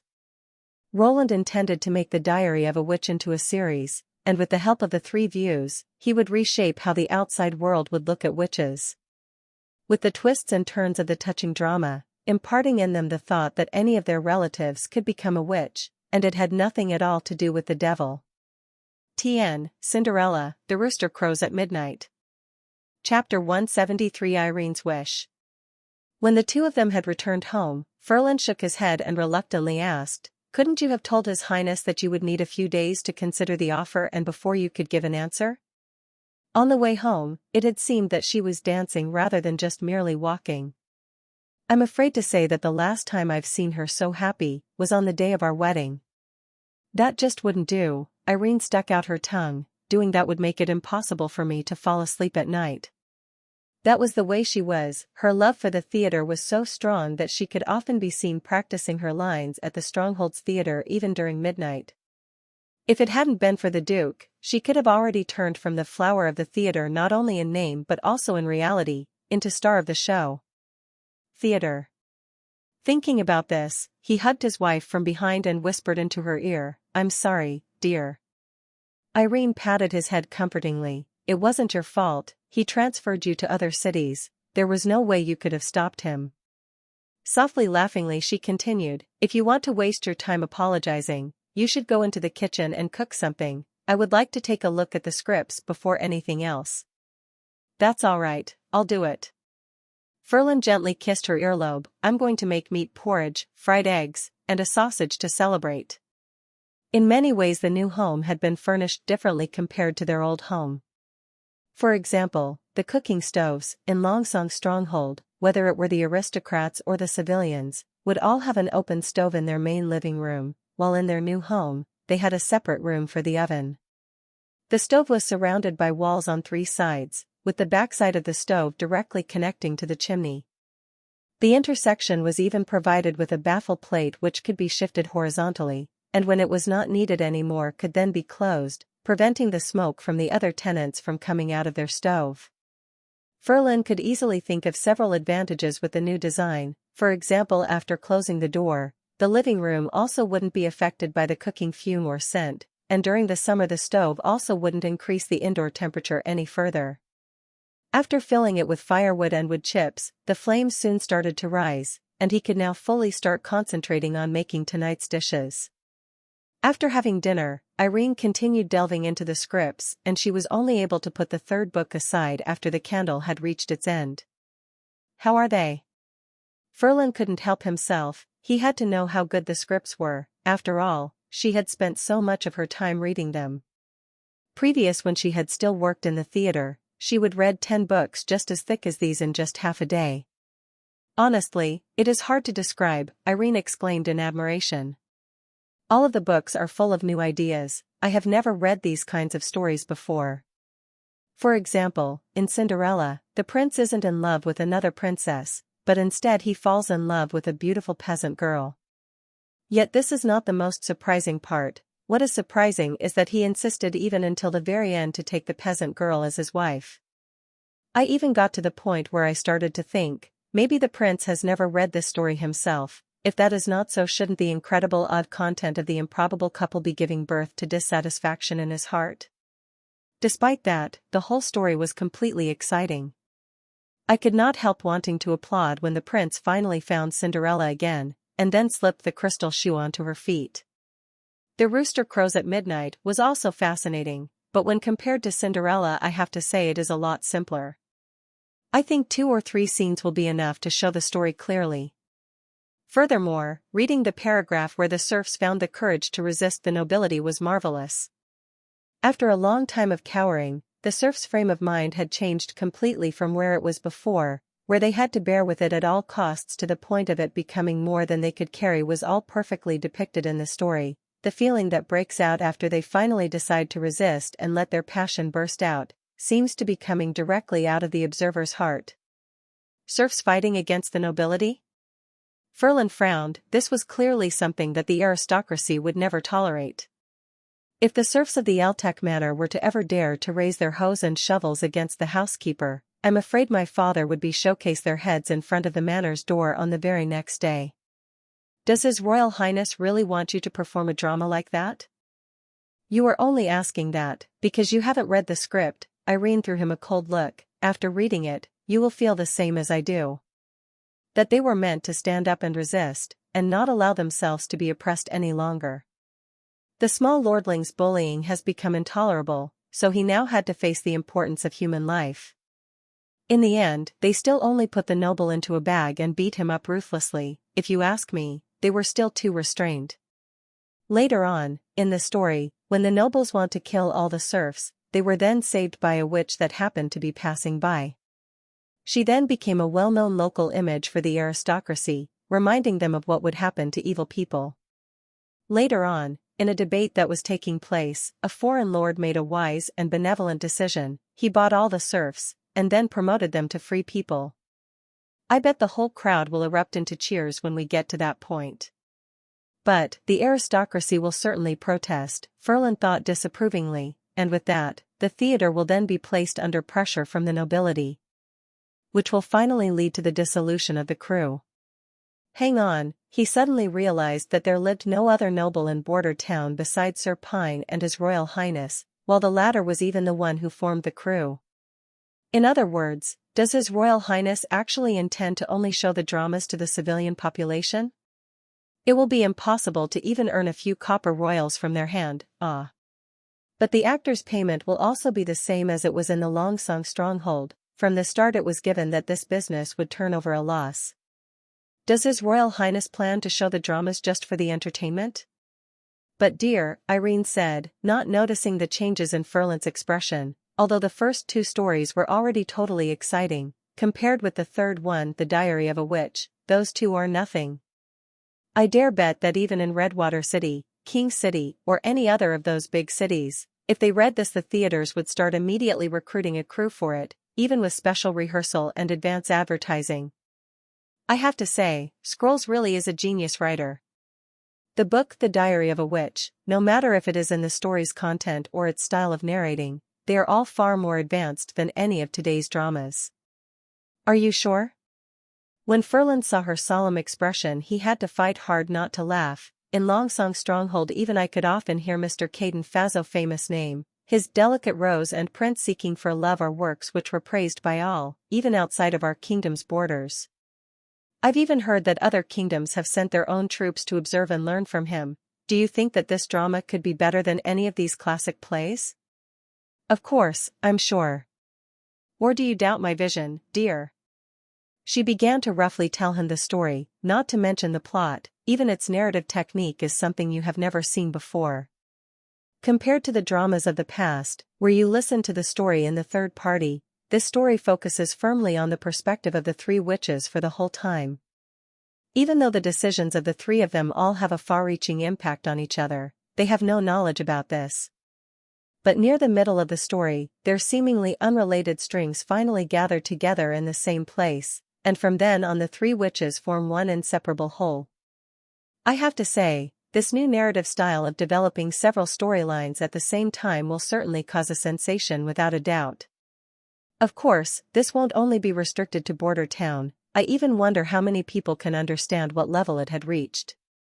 She excitedly got a pen and paper. To immerse herself into writing the letters, that's out of the question. I have to quickly call my theater's partner to come over. I really want to see the surprised looks on their faces. Ferland, however, stepped forward to grasp her hand. Hold on, Irene, don't you feel that the story is too contrary to common sense? After listening to his wife's repetition, he also felt that the whole story was very exciting. Showing both the good and the evil side in humanity's nature, that the good and evil were both overlapping each other, but its description of the witches and the church's interpretation were fully opposed with each other. Moreover, its content was also too delicate. For example, the third witch, due to the concern and care of her family, could release and develop her ability freely, ultimately discover that the story of the demonic bite was nothing more than a lie. Now, with the exception of their ability to control magic, there was no longer any difference between the witches and the ordinary people. They also only want to laugh, cry, meet their loved ones and grieve brokenheartedly when their loved ones pass away. Is His Highness, Lord Roland, not afraid that news of this will spread? Is he not afraid that the church will come? Violate common sense? No. Ferland, before they become a witch, they are ordinary girls, right? Well, that's right. Then what if it was me? Irene looked with wide-open eyes at Ferland. If I became a witch, would you think that I am evil? No, of course not, Ferland quickly answered. You'll always be the good girl, I know. Then if we give birth to a daughter, and she became a witch? Of course that would be even more impossible. He quickly closed his mouth, suddenly understanding in his heart what his wife wanted to say to him.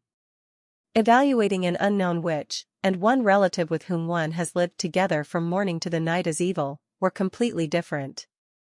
Yes, Irene nodded with satisfaction, if we really got a witch.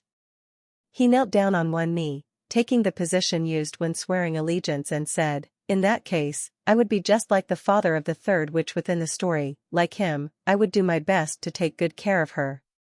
That's a qualified answer. She put the quill down and laughingly said, I think we can try it now. As you bid, my dear, he whispered softly into her ear, only to then pick her up and walk directly into the bedroom. Chapter 174, Industrial Park. 2 days after Ashes departed, beyond all expectation Maggie returned to Border Town, once more appearing in front of everyone. After understanding the reason, her return then turned into a warm welcome for a new member of the Witch Alliance. She was greatly moved by the banquet, which was a celebration in her honor and was also being held in the castle's back garden. The top of a long iron shelf had been covered with all kind of meat which was free for anyone to take and barbecue. The range of seasoning was also very rich. There were salt, oil, chilies, peppers, as well as Roland personally created barbecue sauce, which was made from cooking a stew made out of all kinds of different mushrooms from the concealing forest together with a whole chicken. He also added a mixture out of salt, sugar, and wheat flour, which let him forget the non-existent monosodium glutamate, MSG. Maggie almost ate to the point of bursting her stomach before she stopped. On the afternoon of the same day, Roland also tested her ability. According to Nightingale's judgment, her magical capacity when compared with all the other witches could be described as among the medium level. Furthermore, her ability to freely change any kind of bird was only possible on the premise that she had seen it before. Changing her form used up a comparatively large amount of magic, and during one day she could change her form around 4 to 5 times, while maintaining her shape only consumed very small amount of magic. Her ability could be classified as belonging to the summon type and was also suppressed by the god stone of retaliation. Her favorite bird to change into was the pigeon, but Roland noted that she would always be a lot bigger than the regular bird no matter in what kind of bird she changed into.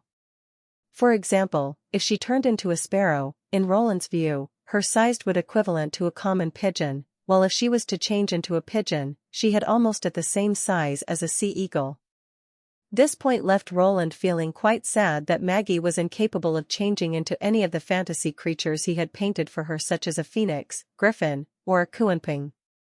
In addition, to Ash's original intention, there was still something else he had to pay attention to. That was the question of, what kind of abilities did the witches gathered by Tilly possess?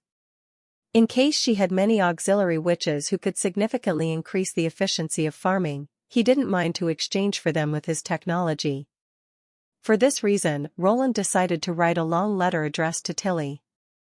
He started with showing her that they were in a natural alliance, and then warned her about the church's intention to unify the continent, and lastly he handed her an olive branch, expressing his desire that they could help each other and in so doing that they could progress together. Now he only had to wait until Maggie went to the fjords next month, and permit her to deliver the letter without having to go through an extra effort. The next day, the prince was welcomed by another piece of good news. The factory for the production of the steam engines has finally been completed. It was located on the opposite shore of the Redwater River, on the western side, next to Lee's experimental field. The entire site was surrounded by a wooden fence. There was also had a smooth and simple road leading to the pontoon bridge. In Roland's plan, this area would in the future be turned into an industrial park. As a result of his wish to expand the building space to far out as was possible, the factory was built using a comparatively easy-to-use wood material, covering an area of about 1,000 square meters. Anna's self-built machines had also already been shipped in. There were 2 steam-driven boring machines, 2 manual milling machines, a manual grinding machine as well as a manual lathe. Although the machines were quite simple, at least in theory, its workmanship was nonetheless of the best quality. Apart from the pedals and the other similar parts which were made out of wood, all the other parts were made out of wrought iron or cut out of steel. It could be said that it had been processed from the best materials currently in existence and with the highest possible precision. Roland feared that he currently would only have 10 workers that could come to work in the factory. They were the former town blacksmiths and their apprentices who had now been recruited by Roland with a fixed monthly salary of 50 silver royals so that they could learn how to operate the high-end machines. The blacksmiths, together with their forging tools, would all move into the brick house that stood outside the factory. Yet with the exception of some unimportant parts, the steam engine would soon be produced by using only these machines. To celebrate the opening of the factory and to strengthen morale, Roland decided to gather all the city hall officials and held a ribbon-cutting ceremony and together with a short speech in front of the factory building. With echo simulation of a gun salute, Greycastle Industrial Company had formally announced its establishment. During the next few days, as the company's executive Roland came to visit the factory several times, demonstrating the uses of the machines in person as well as an overall of the steam manufacturing process in general. The best way Roland could think of to let the illiterate blacksmith grasp the processing and assembling of a steam engine was to map the whole process out. Following the usual process of creating a simple manual, he labeled every part with a name, number, and size. Afterward, he used a diagram to show the installation order and the connection pattern. With this task, Soraya had also helped him tremendously in making sure that he could finish this task quickly. The first few days of production went exactly as he had expected. Almost no part that they had made had met the requirements, not even to speak of trying to piece together a whole steam engine. However, Roland didn't care about the scrapping rate. In the hands of Anna, in just the blink of an eye, these formerly defective products were soon remade into a new plate. And he believed that with repeated practice, it was only a matter of time before these blacksmiths mastered the production methods to be used in the new era. In addition to the industrial factory, the prince also changed the backyard at the North Slope mine into his own military factory and was now mainly using it for the production of revolver rifles and bullets. Since by now, Karl's recommended furnace expert Lesia had also arrived at Border Town, a new batch of airbags had been installed, substantially increasing the temperature of the furnaces, even making it possible to independently calcining cement powder, making the former calcination room obsolete. But limited by the current crafting ability, the revolver rifles and bullets production was still completely in Anna's hands. At this moment, Roland was still busy designing a bullet stamping sheet for a stamping press. Although its cutting efficiency wouldn't be as good as Anna's direct forming, it could at least reduce her burden. And also, to thank Anna for nearly half a month of rushed work, he had decided to send her a gift. Asterisk. A gift? Anna put down the recently cut part that was still in her hand and stroked a strand of hair that had slipped in front of her forehead back behind her ear, revealing a brilliant smile. Well? Don't you want to know what kind of present it is? Roland teased her. She earnestly reflected on it, and after a moment before she said, I like all the presents that you've given me. After 6 months of being nursed back to health, there was now no longer any traces to discover of her time spent in the dungeon. Where she had previously been thin and weak, she was now slim, her blue eyes brimming with spirit. Dressed in a white dress, she seemed to be fresh and cool, her whole body seemed to be filled with vitality. This is what an 18-year-old girl should look like. When he saw Anna, Roland was unable to stop the corner of his mouth from raising. Every time he saw her, his mood would always become a lot better. The so-called gift was covered in a layer of linen and placed in the castle courtyard to ensure Anna's surprise.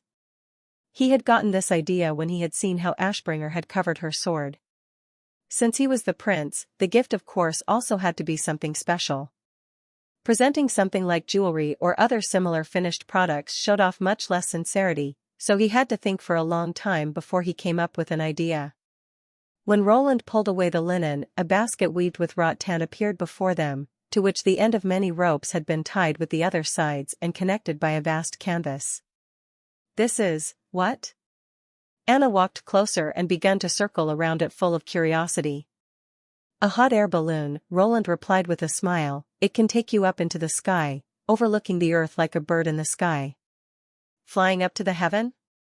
She turned around, her eyes flashing with excitement. Can it really do that? Soaring into the sky has been the dream of mankind since ancient times, from a hang glider to a hot air balloon, from the airship to the aircraft. For the exploration and challenge of this, humanity has already paid a huge price, but mankind has never given up on its pursuit. Even though witches have always existed in this world, flying was still only a right for the minority. The scenery from up high was bound to leave a deep impression in someone. Of course, you just have to fill the airbag at the end of the ropes with hot air. Roland had arranged for Nightingale, Lightning, and Maggie to work as emergency personnel. In the case of an accident, with the help of Lightning together and Maggie in her large sea eagle form, the two of them would be able to land safely. As for the other witches, he decided to temporarily not inform them of this, especially Wendy and Scrolls. They would certainly have opposed any of his adventures. In their eyes, he should absolutely never come even close to even the slightest mishap. Chapter 175 Hot Air Balloon Tour. The principle of a hot air balloon was very simple. To produce it, one only had to make their way through a few difficulties. The first part was the burning device, and the second was the airbag. The first point, in the absence of pressure vessels that could provide gas fuel, he had to rely on firewood or charcoal to heat the air. However, the efficiency of this was too low and he had to come to accept that he wouldn't be able to fly with it very far with it. This also meant that the principle of hot air balloon travel had been discovered much earlier than in Roland's original world, but nevertheless, there was a reason why they had only been able to use it in real combat after the development of hydrogen balloons came along. Roland, however, could abandon the burning device altogether, and instead let Anna take over for the heating. The second problem was to make the airbags airtight, but regarding this issue, it was something that Roland could at least use the experience of his predecessors for, and easily solve the problem by using a sandwiched fabric. The outer layer of the balloon was made out of a wear-resistant canvas, the center layer was made out of the intestinal epithelium of cows, and the inner layer was made out of a light gauze. With this, he was able to prevent leakage, while it also meant that he would not have to be afraid of it being pecked at by birds. Roland propped up the opening at the bottom of the air sac, allowing Anna to raise the inside temperature with the help of her common flame. It started to slowly begin to bulge up, seemingly to be like a melted wax gourd. By taking into account that the hot air balloon would have to carry 2 people, the maximum diameter of the balloon needed to be at least at 5 meters, using up the intestinal epithelium of 12 cows, and its sewing lasted almost for a whole week. If it wasn't for the fact that he was the lord of the town, it would never have been possible for him to make such a big toy. Does it fly by using the buoyancy provided from hot air? Anna asked. I remember that hot air will always rise up. Yes, hot air rises, while cold air sinks. This is a common natural phenomenon. Using the particle theory to explain it, due to the air being hot, the particle's movement will be intensified, increasing its diffusion into the surrounding, and with the expansion of the volume, its density will become smaller. While the density of the surrounding air doesn't change, the air in the balloon becomes lighter in comparison, causing it to rise. When Roland finished explaining the principle, he discovered that with the exception of Anna who showed a "so that's the reason" expression, the other 3 witches were at a loss. Seeing this, he couldn't stop himself from secretly lamenting about the importance of innate talent. When the balloon was completely inflated, it began to float up and slowly straightened the draglines. Roland took the lead and entered the basket first. Afterward, he helped Anna to climb into it. I'm still a bit worried about this, said Nightingale. Maybe it would be better if you let me try it out first. Trust me, nothing will happen, Roland smiled soothingly. And even if we run into something unexpected, there is still lightning. You can rest assured, I will catch them. Lightning patted her chest confidently. There's also me, phew. Maggie vouched, while imitating Lightning's appearance. With a shake, the balloon's basket took off from the ground, gradually climbing up. Before long, they had crossed the top of the castle, and the whole town started to spread out in front of them. To Roland, seeing such a scene wasn't something new. After all, he had looked out of a skyscraper. But in Anna's view, it was a new experience. It was a perspective that she had never seen before. She leaned over the edge of the gondola and looked out of it, grabbing at Roland's arm with one of her hands, seeming totally excited while also being nervous at the same time. This was the first time that Roland had seen her showing such an expression. It's probably because her 2 feet have never been far away off of the ground before. So, flying in the sky for the first time, I presume it is naturally that she will have a slight fear of heights. Soon, the basket, which was tied to a hemp rope, had also reached its limit, finally stopping its rise. The hemp rope was about 50 meters long. In other words, it was around the height of a 15 to 16-story building. Roland let Anna reduce the fire so that the hot air balloon could begin to hover within the air. Lightning, who had stayed close the basket for the whole time, but now where she saw the balloon was safely flying in the air, she felt assured, and thus she started a game of catch with Maggie around the hot air balloon. When looking down from this height, they could clearly see the castle roof, the constructions taking place all across town, the Redwater River flowing from west to east, and the green farmland on the other side of the river. How do you feel? Roland asked with a smile as Anna retracted her hand. Thank you for your gift, she said excitedly. It turns out that even I could fly so high. You can even fly higher. Roland sat down next to the side wall of the rattan basket. If the following hemp rope was longer, we could fly even 10 times higher, but up there the airflow is much more chaotic, and it would become harder for us to still stay safe. Furthermore, this is only the first aircraft, just wait until I invent a piston machine, then even ordinary people can fly faster and higher than even the birds, and then, he looked up at the blue sky full of hope in his heart, humanity will one day fly out of this world and into the boundless space. Anna held her breath, her eyes were shining and full of expectation for what was to come. I cannot guarantee that we will be able to fly out of the world, Roland became amused by seeing her appearance, but creating a piston machine, so that even ordinary people can fly around like the birds, the rest of my life should still be enough time to achieve that. In fact, with Anna's capabilities, I won't have to face any sort of bottlenecks during the processing, but the currently existing materials are so short of the needed quality.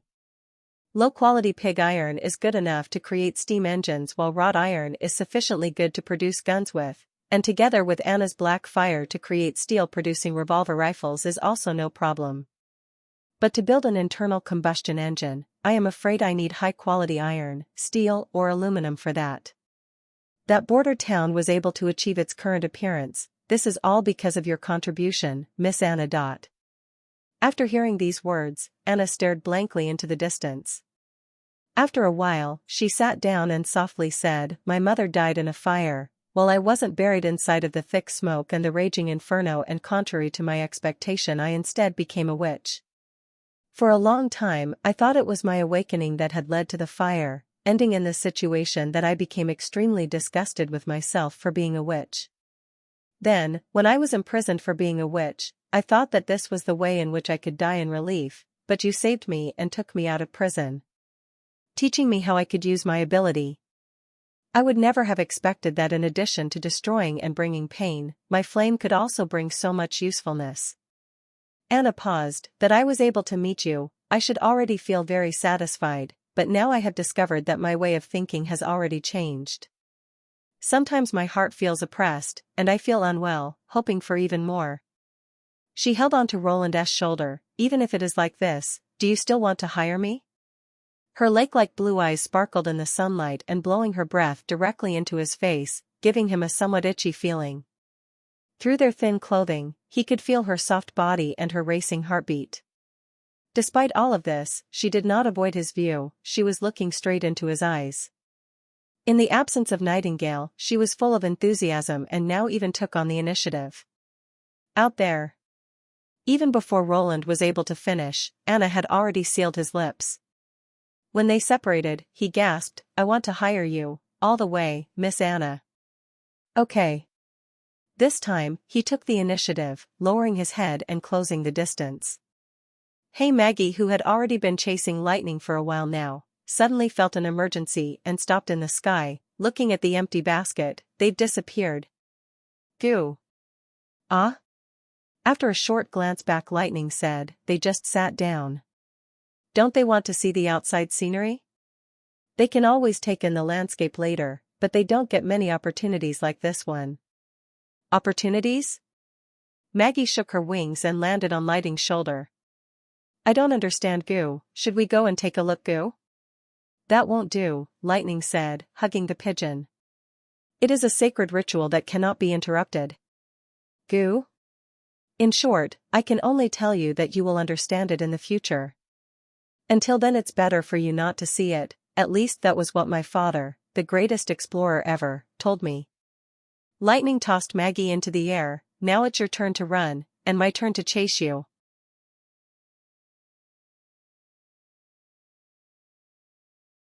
Chapter 176. The answer at the bottom of one's heart. The hot air balloon stayed in the air for around half an hour. Afterward, it slowly came to land in the castle courtyard.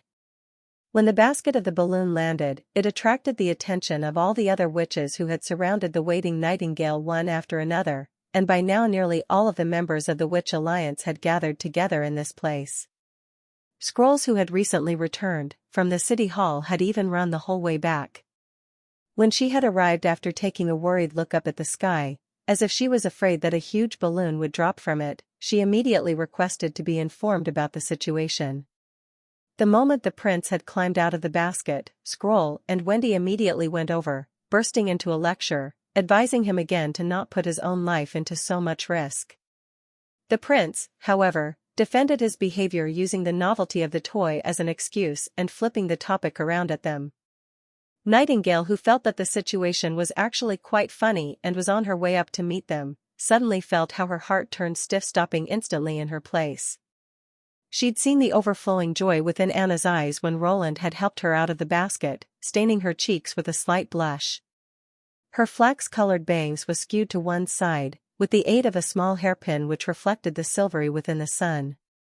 Nightingale recalled how he had polished a piece of silver during the time when he was at the factory, guiding the blacksmith on how to operate those heavy machines. Had His Highness personally made this hairpin? Soon the other witches began clamoring that they also wanted to take a tour on the balloon, and like that the balloon began to rise again, this time with Anna and Nana standing on board. Nightingale, however, stood outside of the crowd, staring at the hot air balloon, seeing it become smaller and smaller. In her mind there was only one thought, Anna's face, brimming with a gentle smile. Usually, Anna's face would always show a calm and neutral expression, rarely exposing any other type of expression. During her journey to the Witch Cooperation Association, within those large cities, Nightingale had met many people displaying a similar smile. So, she knew what it meant. It was clear that His Royal Highness and Anna had not only simply taken in the scenery up in the sky. Even though Maggie and Lightning had still been around, making it impossible for them to take it to the last step. But as long as the idea came up even once, it would become difficult for them to suppress it again. She suddenly felt like a piece of her heart had become empty. Although she had thought that she had made her decision long ago, having to see it turn into reality, Nightingale discovered that she was far less prepared for it than she had ever imagined. Wanting to be alone, she went to a corner and leaned herself against the wall to sit back down, watching everyone with a disturbed look, while her head was a complete blank. When the hot air balloon had landed once more, and Nana had stepped off of the basket, Leaves immediately seized the opportunity and climbed into the basket. When Nightingale came back to herself, she discovered that Roland was no longer in the courtyard. He had most probably returned back to the castle, busying himself with his work, maybe lecturing over one of his books. She also had to go back to the office. She needed to always stay at the prince's side, just as she had done in the past. But when Nightingale stood up, she found that she was unable to take the next step. She really didn't know how she should face Roland right now, even in the case that she entered her own space so that he couldn't see her. She still knew, seeing now his face full of happiness would only make her feel all the more uncomfortable. Wendy came over after the hot air balloon had gone up and down several times. Why don't you go over and try it for yourself? It's a great experience to see the town from up in the sky. If right now there was anyone else that she could not face even less than His Highness, it would be Anna. So hearing this suggestion caused Nightingale to jump up in panic and exclaim, "No, I really have to go back to the office." The moment she finished speaking, she entered her fog. But after taking 2 steps, she suddenly came to ask herself, why am I using my ability in the yard? Turning around, looking back, she was just in time to see how Wendy looked all over the place with an expression of wonder on her face. Gnashing her teeth, she took the next step. After dinner, she immediately returned back to her bedroom. While looking upwards, she fell backward onto the bed. Today, even until the very end, she had never shown her figure in the office. The times when His Royal Highness had tentatively shouted her name, she had only tapped his back twice with her hand, showing him that she was still there. And even when Roland placed the salty fishes she usually loved so much on top of the table, she still wasn't in the mood to compromise, having none of them. What's going on? What happened to you today? Wendy also came back to the bedroom and closed the door behind her. While I've seen everyone else riding on the hot air balloon, I only saw you sitting alone at the side. It's nothing, Nightingale said, turning herself away. It's obviously that there is something going on. Wendy sat down at the bedside, turning Nightingale's body around. After staring at her for a moment, she continued. I thought you understood that you can tell me anything. The latter closed her eyes. Only after a long while did she quietly murmur, it's because of Anna. Anna? Nightingale did not want to speak about these kinds of disturbing things. After all, this would only make feel even more petty. since the first witch His Highness had met had been Anna and not her. But on the other side, if she didn't speak about it, the pain in her heart it would only become stronger, and even harder for her to bear. Furthermore, Wendy had always given her a lot of help when she had needed it. Whenever she was confused, the first person she always thought of who could help her would be Wendy. She had never let her down.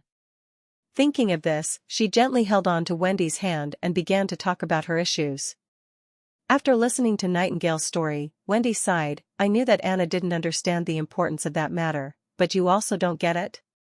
The last time I had already reminded you that he cannot be together with a witch. As the king, Roland Wimbledon will need to have children to inherit his kingdom. Because of this aspect, he can never choose a witch to be his wife. He will. What? Wendy was startled. Lord Roland will marry a witch, Nightingale said, opening her eyes, one after another. He had said so himself. She had wanted to keep this message deeply hidden at the bottom of her heart, but now she could no longer bear the feeling of it not being taken seriously. Wendy seemed to be frightened by the news. After a while, she asked with a frown, "Are you sure of this?" Yes, Nightingale confirmed it once more, and to make it clear as she repeated Scroll's question on that day. When it came to the question of "Are you likely to marry a witch?" he only replied with, "Why not? You know my ability, you know that I can tell whether a person is telling the truth or if he is lying," and when he had given his answer, he had not been lying. Wendy suddenly grabbed Nightingale's arm forcefully. "You're only allowed to remember this, never speak about it again, not even to any of the other sisters of our witch alliance." "Why?" "Because he is destined to become the king of Grey Castle, and what does a king without any descendants mean? Even without the church, it would already become difficult to get the local aristocracy to support such a king. Therefore, this matter must be kept strictly confidential. You absolutely cannot talk with anyone about it. For now, all you have to do is to protect his safety. Do not forget, if he can become the king of Grey Castle, or not, will also decides the fate of us sisters." Nightingale nodded her head, showing that she had understood. "As for the matter that is bothering you," Wendy thought for a moment. "Do you want to take the seat of the Queen, or do you just want to stay by his side?" "Of course, I want to stay with him," Nightingale said without hesitation. "Then aren't you already staying at his side?"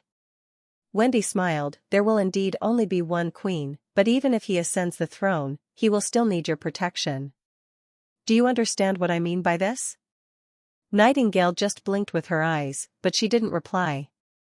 "So, staying together isn't difficult. What's difficult for you is to accept the choice that you have to make," Wendy said. "If you cannot do it, you have to give up your position, or you have to take on the next step. As for this question, what would be the right choice, only you know the answer." On the next morning, when Roland yawningly entered his office and opened the drawer, he discovered that the fishes had disappeared without leaving a trace. Chapter 177 The Will of the Church. Within the cathedral at Hermes, the Pope's position remained vacant. The three archbishops sat side by side, and it was once more Archbishop Maine who opened the discussion. "I heard that some unrest has broken out within the Kingdom of Eternal Winter. Under the leadership of High Priest Coburn, the judges stationed there are already dealing with that matter," replied Tayfun. "In the end, what was the reason for the unrest?" "If it hadn't been for those dregs that had been taken into the church," Heather whistled, "after the Queen has been beheaded, most of the nobles have joined the church and were integrated into the upper echelons of the church because of your plan to compromise, Maine. They turned a blind eye to the plundering taking place under the guise of arresting witches by the city guards.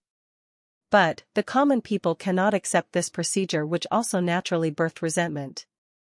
"Heather, that had not been my plan," Maine responded in annoyance. "This was a decree ushered in by the Supreme Pontiff.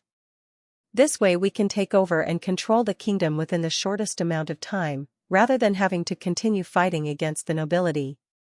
Furthermore, there are also some outstanding talents amongst them, winning them over should be a great help to us. As for those vermin, since their descendants can't inherit their privileges in any case, they should be all eliminated within the next generation." "All right, since you were only following the decree of the Supreme Pontiff, I won't say anything about this any longer," Heather shrugged. but those violators who have corrupted the reputation of the church must be handed over to me. Maine looked at Archbishop Taifun, who was muttering to himself hesitantly, I propose that for the time being we do not try to deal with them. When the turmoil has come to an end, it will still be possible for us to place the aristocracy under house arrest, but doing so now, so soon after they have joined the church, it will only create an unease within their rank. No. Heather pounded on the table. We can't permit them to go against the fundamental rules of the church. Any looting taking place in the name of the church is a felony, and it is me who is the one in control of the rules and arbitration. This time, for the purpose of the overall situation. What I'm saying is in accordance with the big picture. Heather directly interrupted the words that were about to come from Taifun. Do not forget that we have relied on our established image of being both fair and just to conquer the kingdom of endless winter. If at this time we don't strike a severe blow against those scum, the people of the kingdom of endless winter will lose all of confidence in us. This is the foundation that the church is relying on and not those group of damned aristocrats. If you do not agree with me on this, I will directly go to the Pope and ask for his ruling.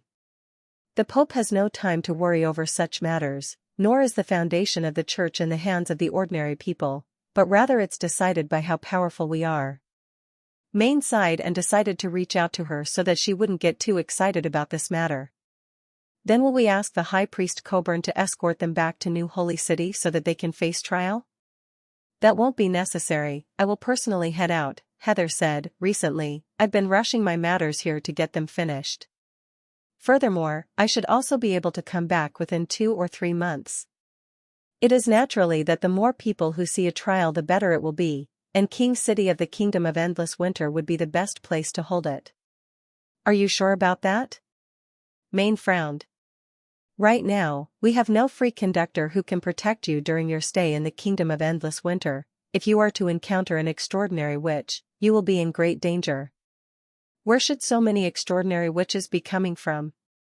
Heather didn't accept Maine's opinion as being worth considering. Just give me a team of warriors from the army of Judge, that should be enough. If you insist.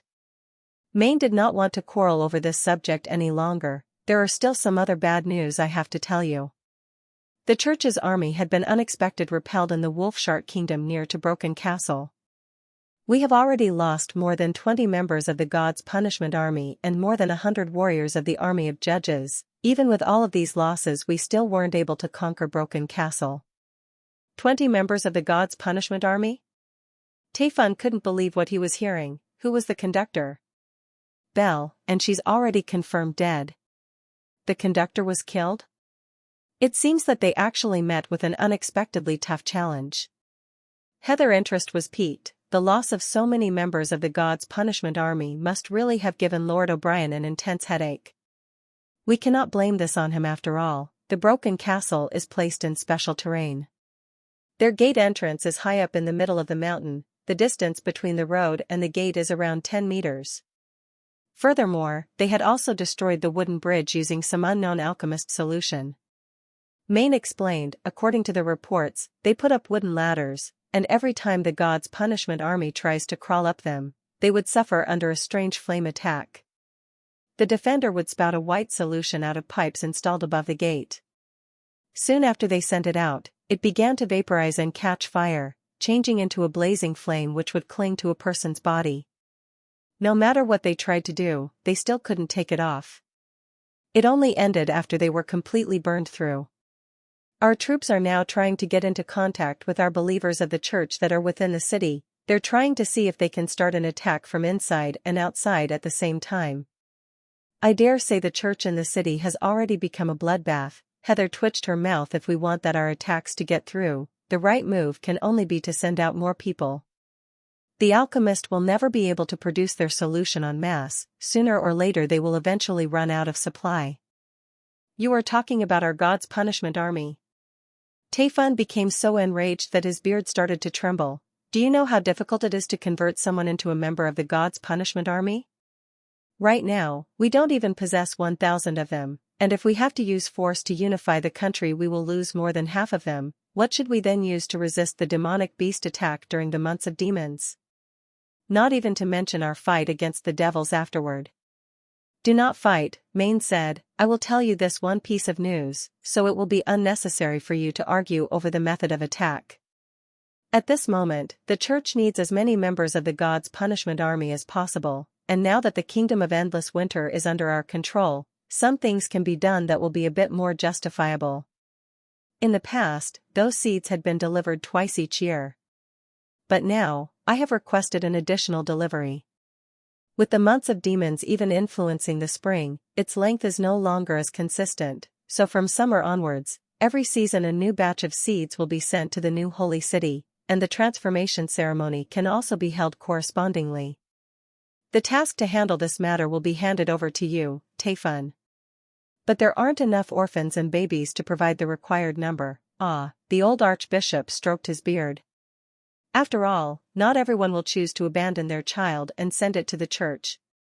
In that case, you had to find another way to provide enough. The kingdom of endless winter is the kingdom in which we have operated for the longest time. Because of this, most of the population are already part of our believers. In case that even within this land you're still unable to provide enough manpower, swallowing the other three kingdoms will take even longer. Don't forget, if there is ever be any unrest during the reunification process of the continent, we have to rely on the army of judges and the God's punishment army to suppress them. It isn't the case that there aren't enough people, Heather explained with a smile. There are as many children wandering the streets as there are stray cats and wild dogs. I have even heard that there were black street rats who especially went to hire those children.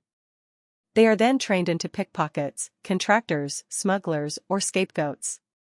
Previously the nobility hadn't gotten rid of them and instead offered them some places to hide, but now, thanks to Maine's gift, they've all become a part of the church. As long as we cover the sewers, where can those mice go to hide? The only task left will be to send out the army of judges and try to clear up the underground, that way we can catch everything in one net. Doing it like this means you can harvest a lot of children, while the removal of those dregs will still gain us a good impression from the civilians at the same time. If we can also deter those who are beginning to stir up the nobles, we can succeed in 3 objectives in one go, can't we? This is indeed a good solution, Maine thought. No matter how extreme her temperament was whenever she was faced with had to face a problem, she would be the fastest person to come up with a countermeasure, so if for this ability he only had to ignore a few words coming from her, he would consider it a small price to pay. Just carry on with this method. In short, before the fall, it is important that we conquer the territory of Wolfshark Kingdom. So, that with the exception of the troops we need to maintain order, we can transfer all other warriors of the army of judges back to Hermes. During this year's months of demons, the enemy will only become even more powerful. Taifun, although reluctantly but he still nodded his head, also, the Kingdom of Dawn has already noticed the development in their neighboring kingdoms. The aristocracy within many cities are pointing their spearhead at the church. There were already situations where they have plundered the churches then burned them down. I suggest we think about organizing a temporary evacuation of our believers. It really isn't necessary to waste them in such a conflict. No, that won't do, they have to resist, Maine said. The more sacrifices we have to make, the more reasons we will have later to retaliate. This is not a waste, but the seed of fire. They already don't have much faith in the church. If we retreat out of the kingdom now, the church will only appear to be even weaker. Well, I just wanted to mention it, nothing more. Taifun gave up. Lastly there is the kingdom of Grey Castle. It is better if you see it yourself. Saying this he took out a scroll from his sleeve and threw it in front of Maine. Maine unfolded it and swept his gaze over the letters with his 2 eyes. The letter had unexpectedly come from the Queen of Clearwater, Garcia Wimbledon. It didn't take long, and his eyebrows wrinkled up. Did she even hang her priest? Not only him, she even fed all of our believers to the fishes, Taifun added, and the church was then completely broken down even to the last stone. Plus, she should have already discovered the side effects of the pills. Heather smacked her lips. I had already told you that it was only a matter of time. Even if they supplement their soldier unceasingly with those toys, with each new pill taken the effect would become smaller, until they die in the end because of weakness. Taking those pills and using them to destroy their armies was a good idea, but when its effect came to the surface, they will immediately discover what kind of game we are playing.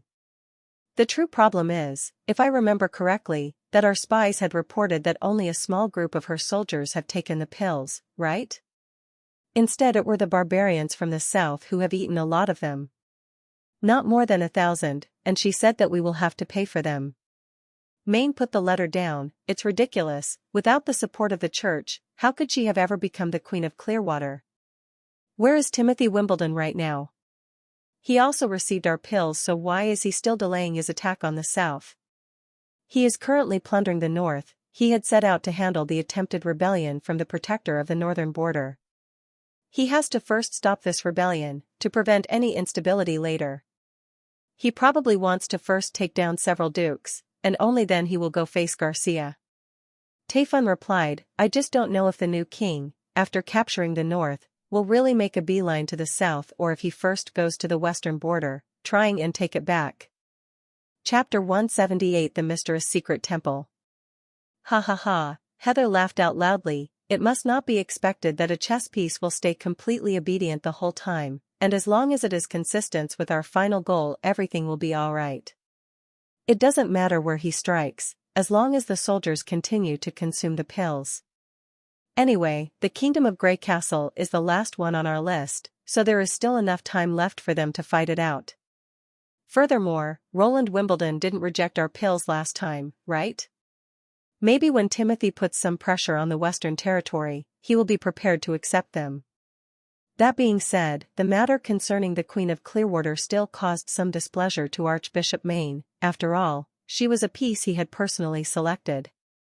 In case that Timothy, after conquering the rest of the Kingdom of Grey Castle, still didn't fight a decisive battle with Garcia, and they instead stationed their troops between them to maintain the confrontation, the battle for the throne wouldn't achieve desired outcome. Apparently it is time to adopt some different methods. There still isn't any news from the envoy we've sent to the western border, so we will meet again after we hear from them, Mayne decided. Let's end it here for today. Will the two excellencies act accordingly to the plan? I still have some other matters I have to attend to on Hermes. Oh, that's right, isn't it? Heather seemed to suddenly have remembered something. Wasn't today the day of conversion? How many people have decided to participate in the conversion ceremony? That is confidential information. With this, Mayne stood up and went straight out of the chamber, not turning around even once. After walking on a seemingly endless stairway that was hanging in mid-air leading to the bottom, the archbishop crossed a mirror-like white millstone and went towards the depths of the church's core. Different from its usual quiet, the core was quite lively today. A group of judges were standing outside of the temple, waiting to be let in. For most of them, it was their first time entering this place, so they were all busy looking around, still full of curiosity. The moment they saw Mayne, their hands went straight to their chest and they gave him a salute. Your Excellency. He smiled and nodded in their direction. These judges were the elite warriors of the church, and they were fully devoted to God, sacrificing their life for the chance to be part of the God's Punishment Army conversion ceremony, without having any guarantee of success. This was a point that they had to understand clearly before they could apply, but even so, they were still willing to give up their life for this great honor. The eyes of the warriors were full of reverence as they looked at him. In this way, he passed the third checkpoint and came to the gate of the central secret temple. The Pope's personal guards were already here waiting for him. They bowed to greet him, then pushed open the metal gate behind them. Mayne followed the guards and stepped in behind them, through the gate. From this point onwards, he has entered the heart of Hermes. It was here that all of the church's inventions and research took place. There were no torches within the central secret area. Because of this, his vision suddenly darkened, and only after a moment for him to adapt did he see a narrow passage appear in front of his eyes. The channel's roof and walls have been fully covered with cast iron, and both sides of it were inlaid with fluorescent stones. These strange stones were a type of the god stone of retaliation, and after soaking in demonic beast blood they began to emit a green fluorescence. Reaching the end of the channel, a cage appeared in front of him. After entering the cage, the guards activated the mechanism and it started to go downwards. The chain above their heads issued a crunching sound, which seemed to be especially ear-piercing within the narrow channel. Accompanied by this cacophony of sounds, the cage slowly sank into a hole in the ground, then suddenly Main's eyes were flooded with light. An extremely spacious underground area suddenly appeared before his eyes. No matter how often he had seen this scene, he would always be shocked by it anew, giving birth to a feeling of insignificance from his heart. In accordance with common sense, buried so deeply underground, the cave should have been dark, pitch dark. But here, the entire cave was illuminated by the light coming from the God's Stone of Retaliation. The God's Stone of Retaliation were spread over the whole cave, rising from the ground and forming several stalagmites like crystal flowers. Even the smallest stalagmites were so thick that it was nearly impossible for as many as 10 grown men to encircle it. While the highest stalagmite almost reached the apex of the cave, even higher than the Hermes Cathedral's tower. Their colors were also all differently, having almost nothing in common with each other. The densest stalagmites of God's Stone of Retaliation were lavender, while the ones at the edge had changed from a dark blue to a light green. The smaller ones were even white, while the seemingly only recently emerged stalagmites had a near-transparent body. The lavender-colored God's Stone of Retaliation were the stones shining the brightest, especially the stalagmite which surpassed even the cathedral's tower. Its brightness came close to that of the full moon, making it possible to see the end of the cave without the help of a torch, but also allowing one to just faintly be able to see the ground. Under the influence of such a large concentration of the God's Stone of Retaliation, the inside of the mountains could be regarded as being a magic-free area. The God's Stone of Retaliation that were sold by the church had all been mined from this place. The space within the cave was large enough to accommodate 5 or 6 of Hermes' basilicas, and down here they had indeed built an exact replica of the cathedral that was above ground, called the Pantheon. But the temple looked much older than the one that was on the top of the mountain. From high up in the air, Mayan could see a black iron gate in the mountain wall behind the temple. It led to the entrance standing at the foot of Hermes, connecting it with the old holy city. So in a sense, this ancient building could be called the actual core of the church. It has already existed long before the new holy city had been established. The cage took a quarter-hour to reach the ground. When Main could finally walk out of the cage, he straightened his robes and followed the messenger to the temple. The conversion ceremony would be held in a hall of the temple. Stepping into the hall, the light surrounding the archbishop was no longer a cold blue lavender but was instead an orange that was created by thousands of burning candles. Overhead there hung a 3-tiered tower-like chandelier, and candle holders had been placed all around the hall. Looking at them through devout eyes, they seemed like countless shaking stars. Thanks to all of the flames, the chilliness had been completely dispersed from the cave.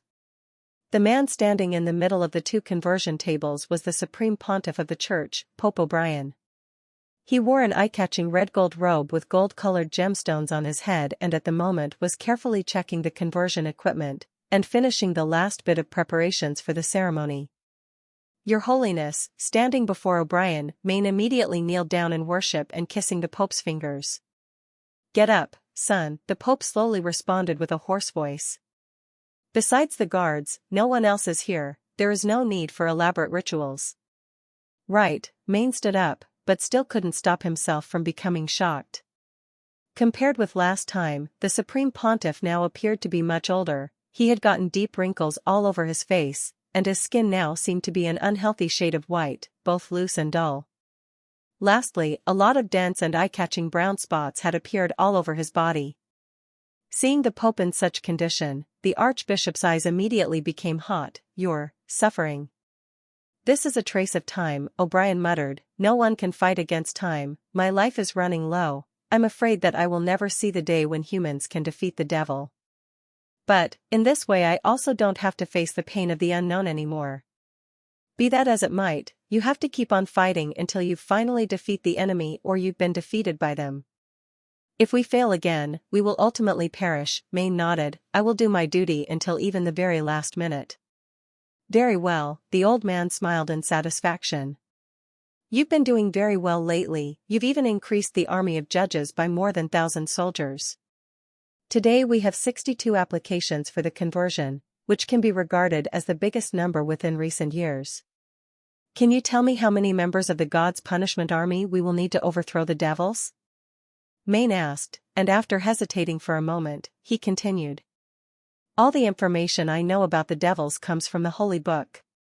But the record and the book aren't complete. Within them, there isn't any information about their origin, quantity, or combat style recorded. I know that to know these secrets I will have to wait until I become the next pope, but...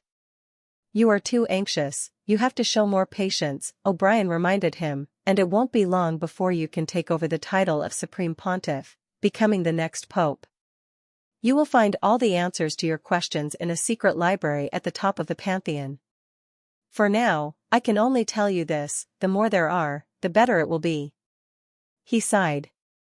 Also, I'm not really looking forward to you presiding over the conversion ceremony, but since you're already here, this session of the conversion, you will try to host it while I will be looking at it from the side. For later, this way you can also accumulate some Kiki experience. Chapter 179 Conversion Ritual. To become the next pope, it was necessary to grasp all knowledge about the God's Punishment Army's conversion ceremony. A year ago, after O'Brien had declared that Maine would be the one to become his successor, he had given him books about the ceremony to read. Only when he had obtained all the knowledge within would he have the qualifications to succeed him. Because of this, the contents of the book have long since already been memorized. To create a new soldier for the God's Punishment Army, it was necessary to sacrifice a witch's life. A mixture was made out of her blood and out of the God's punishment stones, which was then injected into a warrior of the army of judges. During the centuries the pattern of the ceremony had been improved many times, but the essence of it has never changed. While the number of witches decided the upper limit of the possible number of new members for the God's Punishment Army, it was the devotion and will of the judges which decided its rate of success. After reading this book, he finally came to understand why the church would accommodate so many young women every year. There was no outward sign to indicate that they would turn into a witch. Before the moment they started to gather their magic, they were completely the same as any other human. But once they began to converge into their magic power, their body, organs, and blood would all be changed. So, in addition to expanding the scale of the breeding, there was no other way they could raise the number of witches. This was also the reason why he had approved of Heather's way of speaking. Everything they had ever done was totally evil. The hands of the people within the higher ranks of the church were all soaked in blood. They had killed more witches than any executioner. But in order to defeat the devil, to avoid the destruction of humanity, they had no choice but to do so. Only the victorious would be qualified to obtain God's favor. There were 2 judges placed on the conversion table, and Maine knew both of them, namely it was Dylan from the 1st Battalion and also Tucker Thor, a Holy City Guard, who was still a presiding judge. Even though both of them were smiling and trying to display their faith, but because of their tensed muscles and clenched fist, the Archbishop could still see just how nervous they truly were. So he tried to calm them by stepping up to them and patting their shoulders. Relax, I believe both of you will succeed. Your Excellency, as long as we endure the pain, will we make it? Dylan couldn't prevent himself from asking. That's right, you only have to hold on, Maine laughed. Your name is Dylan, right? You remembered my name, he became totally excited. Of course, you are a member of the 1st Battalion, which had participated in the war to defend Hermes last year. The captain of your unit is Alicia, am I right? Yes, Dylan nodded over and over. During the battle, our unit suffered heavy casualties. Half of my comrades died under the claws of the demonic beasts. I thought that if I could get the ability to kill those mixed species like I'd seen the God's Punishment Army do, Your Excellency, I would also want to become a member of the God's Punishment Army. That's a firm belief, Maine encouraged, and then turned around to look at the other judge. So what's about you, Tucker Thor? What is your reason for becoming a member of the God's Punishment Army? I want to defend the new holy city, said the presiding judge. Furthermore, it seems that each passing year the demonic beasts only keep on growing stronger.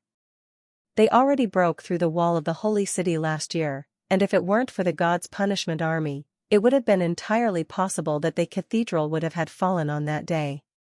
So now I also want to become a powerful shield against the demonic beasts, and pierce them with my pike. Excellent, you are both the pride of the church. Maine, just as it was described in the ancient records, tried to resolve their tension and fear through using encouraging words. When he saw that their faith was as strong as possible, he waved his hand to signal that the ceremony could now continue. A group of guards came up to blindfold their eyes and used iron rings to fix their ankles and hands to the top of the table, making it impossible for them to struggle free during the course of the conversion ceremony. Then the witch was also brought in and placed on the table between the two. As a witch that belonged to the church, she had spent most of her life in a monastery within the old holy city, but after her awakening, she was then sent over to the core area, waiting until it was time for her to become the material needed for the conversion. One day before she was to be turned into a sacrifice, she was forced to drink a lot of dream water. The dream water was an herbal medicine made from boiling sleeping ferns and winter flowers. It ensured that regardless of what happened she would not wake up during the ceremony. Number, age? 1, 18, one of the guards replied. This was just a routine inquiry, only the blood of an adult which was strong enough to meet their requirements of conversion of judges into a member of the God's punishment army. After Maine confirmed that the witch did indeed belong to the right roster, he announced that the ceremony would now begin. On his signal, a fine silver syringe was inserted into the witch's arm, and soon after her reddish-brown blood began to flow through the tube which was wrapped around the needle, and gather into a crystal basin. The bottom of the basin was covered by a layer of pale blue God's stone of retaliation, gradually becoming covered by the blood until it finally filled the whole basin. The God's stone of retaliation soon gave birth to some changes. Through the side of the crystal basin they could see how the blue stones were being absorbed the witch's blood, and about half an hour later the stones started to melt gradually until they had completely disappeared. The turbid blood now became clear, turning from a reddish-brown into sky blue. Even though this operation seemed to be quite simple, but only after tens of thousands of tests, were they finally able to come up with such a reliable procedure. For example, what was the best age, evaluating how much blood the witch contained, the right method for the needle and skin tubes production, from which part the blood should be taken and into which part should it be inserted, as well as what quality God's stone of retaliation would work for the best and what would be the right amount to use. In addition to using the ancient records, they also wrote down all of their own failed experiment and their thoughts on how they could make it better. But at the same time they were also explaining the general principle behind the conversion process. After a witch's body was changed by their magic, their blood got the ability to strengthen the organs and tendons, but if the blood was used directly, it would only lead to the recipient dying instantly. Because of this, it was necessary to immerse a God's stone of retaliation within the witch's blood and dissolving the mysterious power that was still within. After this it could now be injected into the aspirants. But, even with this, the blood would still damage receptionists' consciousness, causing them to gradually lose their emotions and intelligence, ultimately turning them into beings which could only survive by using their instincts and a strong will. If they outlived the ceremony, the God's stone of retaliation would give them the additional effect that even without wearing a God's stone of retaliation, they would still be able to ban all magic around them. He had to say, this was really a fascinating combination. The blood of a witch which would usually cause humans to die and the God's stone of retaliation which, when swallowed would also put the people to death, when combined, their adverse effects would instead be reduced to a minimum. When the blue liquid slowly flowed over their skin, and was absorbed by the two judges, the veins in their arms and neck suddenly rose up, and their expression turned grim, as if they had to endure an enormous pain. Dylan was the first to shout out loudly. He struggled wildly on the table, clenching and opening his hands repeatedly, but he couldn't move his hands or his feet, even though his body soon began to emit a layer of thin sweat. Tucker, however, wasn't in a much better condition either. He began growling and foam and blood could be seen at the edge of his mouth as his body twitched. The fluid inside the crystal basin dropped little by little and soon the bottom became visible. By now Dylan's voice had already turned into a sobbing, interrupted by shouts of words carrying an unknown meaning.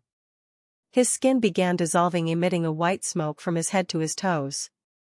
According to the judgment of the ancient records, this signs indicated that his conversion was on the brink of failure. Maine hesitated, unsure over whether he should continue observing further, But at this moment the Pope stepped in behind him and placed a hand on his shoulder and said, "That's enough, let him go." With these words, one of the Pope's personal guards came forward, drew a dagger and stabbed it smoothly and cleanly into Dylan's neck, quickly turning the handle and ending Dylan's suffering. After a painfully long wait, Tucker Thor's convulsions finally subsided, and his breathing gradually became smoother, and his former rosy skin turned a shade of light blue. Seeing this, Mayne knew that he had survived the conversion ceremony. One man succeeded while another man had failed. Seeing this result, Mayne sighed. Within a quarter of an hour the church has lost a devoted judge and also wasted half of the witch's blood. But there were still 60 other judges waiting for their chance at conversion, so he had to let the ceremony go on. By the time the ceremony finally came to an end, Mayne was almost unable to stand. He staggered along the table, nearly throwing off the instruments that were lying on it. Finally he sat on the ground, with his back to the wall. The Pope slowly came over until he was standing in front of him. "To tell you the truth, I'm surprised by your performance. The first time I presided over the ceremony, I did it much worse than you. At that year I was still 45 years old, but the strong smell of the blood made me throw up directly on the conversion table, almost wasting a whole pot of blood. The former Pope even gave me a ruthless beating, but the moment he was finished he had ordered me to go back on stage and continue to preside over the ceremony." Hearing his tale, Mayne opened his mouth, but in the end, he didn't really know what to say. "So, if you do not want anything else, you may go back and have a good rest for today." "Yes, by your will." The Archbishop took a deep breath, then went down on his knees and gave his salute, but he suddenly remembered the purpose of his visit today. "Hold on, today the reason you called me to the mysterious central temple was because—" "Oh, look at my memory." O'Brien shook his head self-mockingly. "I was looking for you to give you a new poison, which was recently created within the core area." Poison? The core had devoted their energy into studying the god stone of retaliation, creating such things as cold pills, fluorescent stones, wild chemical drug and so on. Afterwards all of their creation would be then sent to the Archbishop. But until now he had never heard that they had involved themselves in the production of poison. In Mayne's opinion, that sort of thing should be done by the alchemists who were good at it. According to them, its invention was entirely due to luck, the Pope said unhurriedly. It only becomes effective after it is sprinkled on rotten corpses and will have an effect on the surrounding population for a long time. Compared to ordinary poisons, it isn't necessary for the target to ingest it orally. And without the special antidote, it is completely impossible for it to be cured. For the specific circumstances, you can inquire with Master Crow's Eye. But, I thought that it might come in handy in the battle with the Four Kingdoms. Hearing its description, Mayne immediately thought of the broken castle in the Wolfshart Kingdom, and the unpleasant stalemate situation in the Kingdom of Grey Castle. He suppressed his joy and saluted again. "If the poison is as effective as Master Crow's Eye says it is, this should help me a lot." Chapter 180 Population Statistics. Recently, Roland would always find himself in a cheerful mood. Even while he was sitting alone in the office, he would occasionally be humming a ditty or two, immersed in the memories of his fantastic time inside the hot air balloon. When Anna closed her eyes to kiss him, her appearance was just too cute. Every time he thought about it, he couldn't stop himself from smiling. Furthermore, the most important point had been the meaning behind her words, and how she showed them afterward with her passion and affection. The only thing he could do was to respond even more passionately to her. So strongly that when they landed, Roland felt like there was a dull pain from his lips. Probably, I had been kissing her too long, so that she became short of breath and used her teeth in panic. In any case, I haven't experienced this kind of feelings in a long time. When he came already near the end of his first quarter of life, those skills he'd learned from television dramas and manhwa finally came in handy, and the best part was that the object of his affection was the beautiful and moving Miss Anna. Roland finally felt that he had taken his first step to becoming a winner in life. He opened the drawer and grasped blindly around it, wanting to chew some snacks to calm his joy, yet the result was that he only felt empty air. "I clearly put the beef jerky in yesterday, ah." Roland looked back at Nightingale, who stood by the window, seeing that the latter was blowing the whistle and pretended to only be casually watching the scenery outside. He had deliberately replaced the dried fish, trying to prevent Nightingale from stealing, but who could have thought that this also wouldn't stop her from taking the dried beef? At this moment, the sound of footsteps could be heard coming from outside the door. "Your Highness, Lord Berev requests to see you." "Let him in." Nightingale did not fade this time as she had always done before. She only pulled up her hood and took a place on the couch by the wall. When the assistant minister opened the door and saw another person was also in the office, he slightly raised his brow but soon resumed his normal appearance. "Your Highness, this month's demographic statistic has been completed." Saying this, he handed over a parchment to Roland. "So fast?"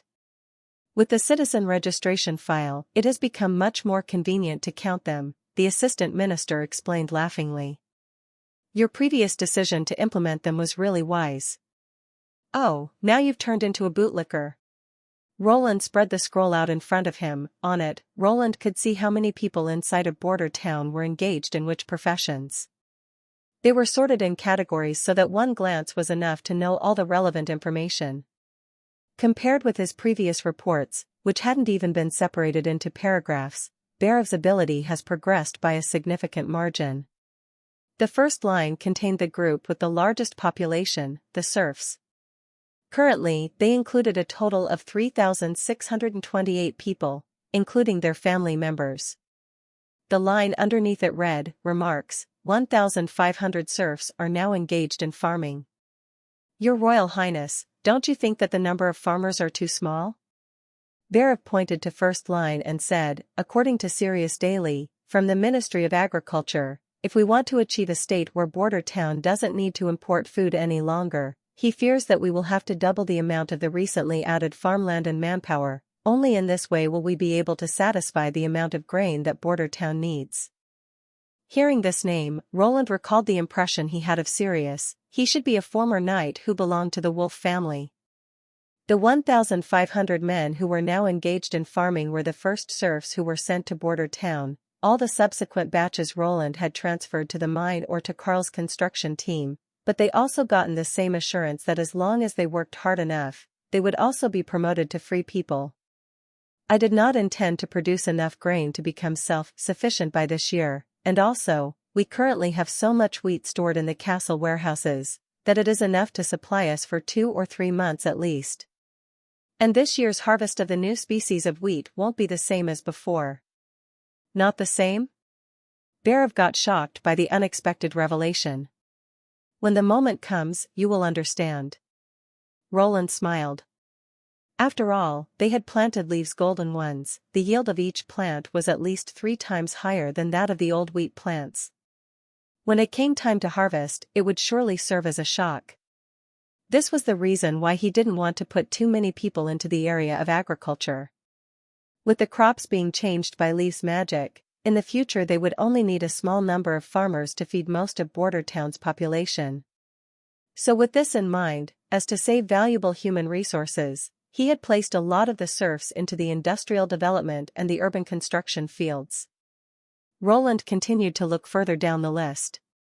The second paragraph on the parchment was concerning the construction department. The following notes were divided into several groups, such like masons, bricklayer, mud craftsmen, carpenters, handyman, and so forth. The total number that was engaged in this area was more than 1,100 people, of which the vast majority were serfs who worked as handyman. It was precisely because of these newly added people that he was able to quickly build a batch of residential areas and factories, changing it to template buildings, mass production and routine process were all the important part needed to speed up the construction process. In Roland's eyes, this degree of improvement was still not enough, but for the locals, it was already a completely different world. The third paragraph was about the mining staff. Similar to the construction industry above, the amount of border town's local inhabitants were reduced to 25 people. They were mainly operating the steam engine, or were there to handle the registration of the ore and supervise the work. The remaining 1,600 people were outsiders. It included mercenaries captured during the battle against Longsong's stronghold and all of the serfs sent in the rear. "Recently there have been a few brawls in the mine," Berev said, "mainly between the mercenaries and serfs. This is a concealed source of danger, Your Royal Highness." They are too many. Once they start to make trouble, the 25 managers won't be able to control them. I suggest that the First Army becomes responsible for guarding them. Well, Roland thought about it for a moment. All right, do it. For now, we don't have enough manpower to set up a police force. I will speak with Iron Axe soon. 50 men from the firearms team should be sufficient. What is a police? You can think of it as a kind of patroller, but the scope of their area is much larger.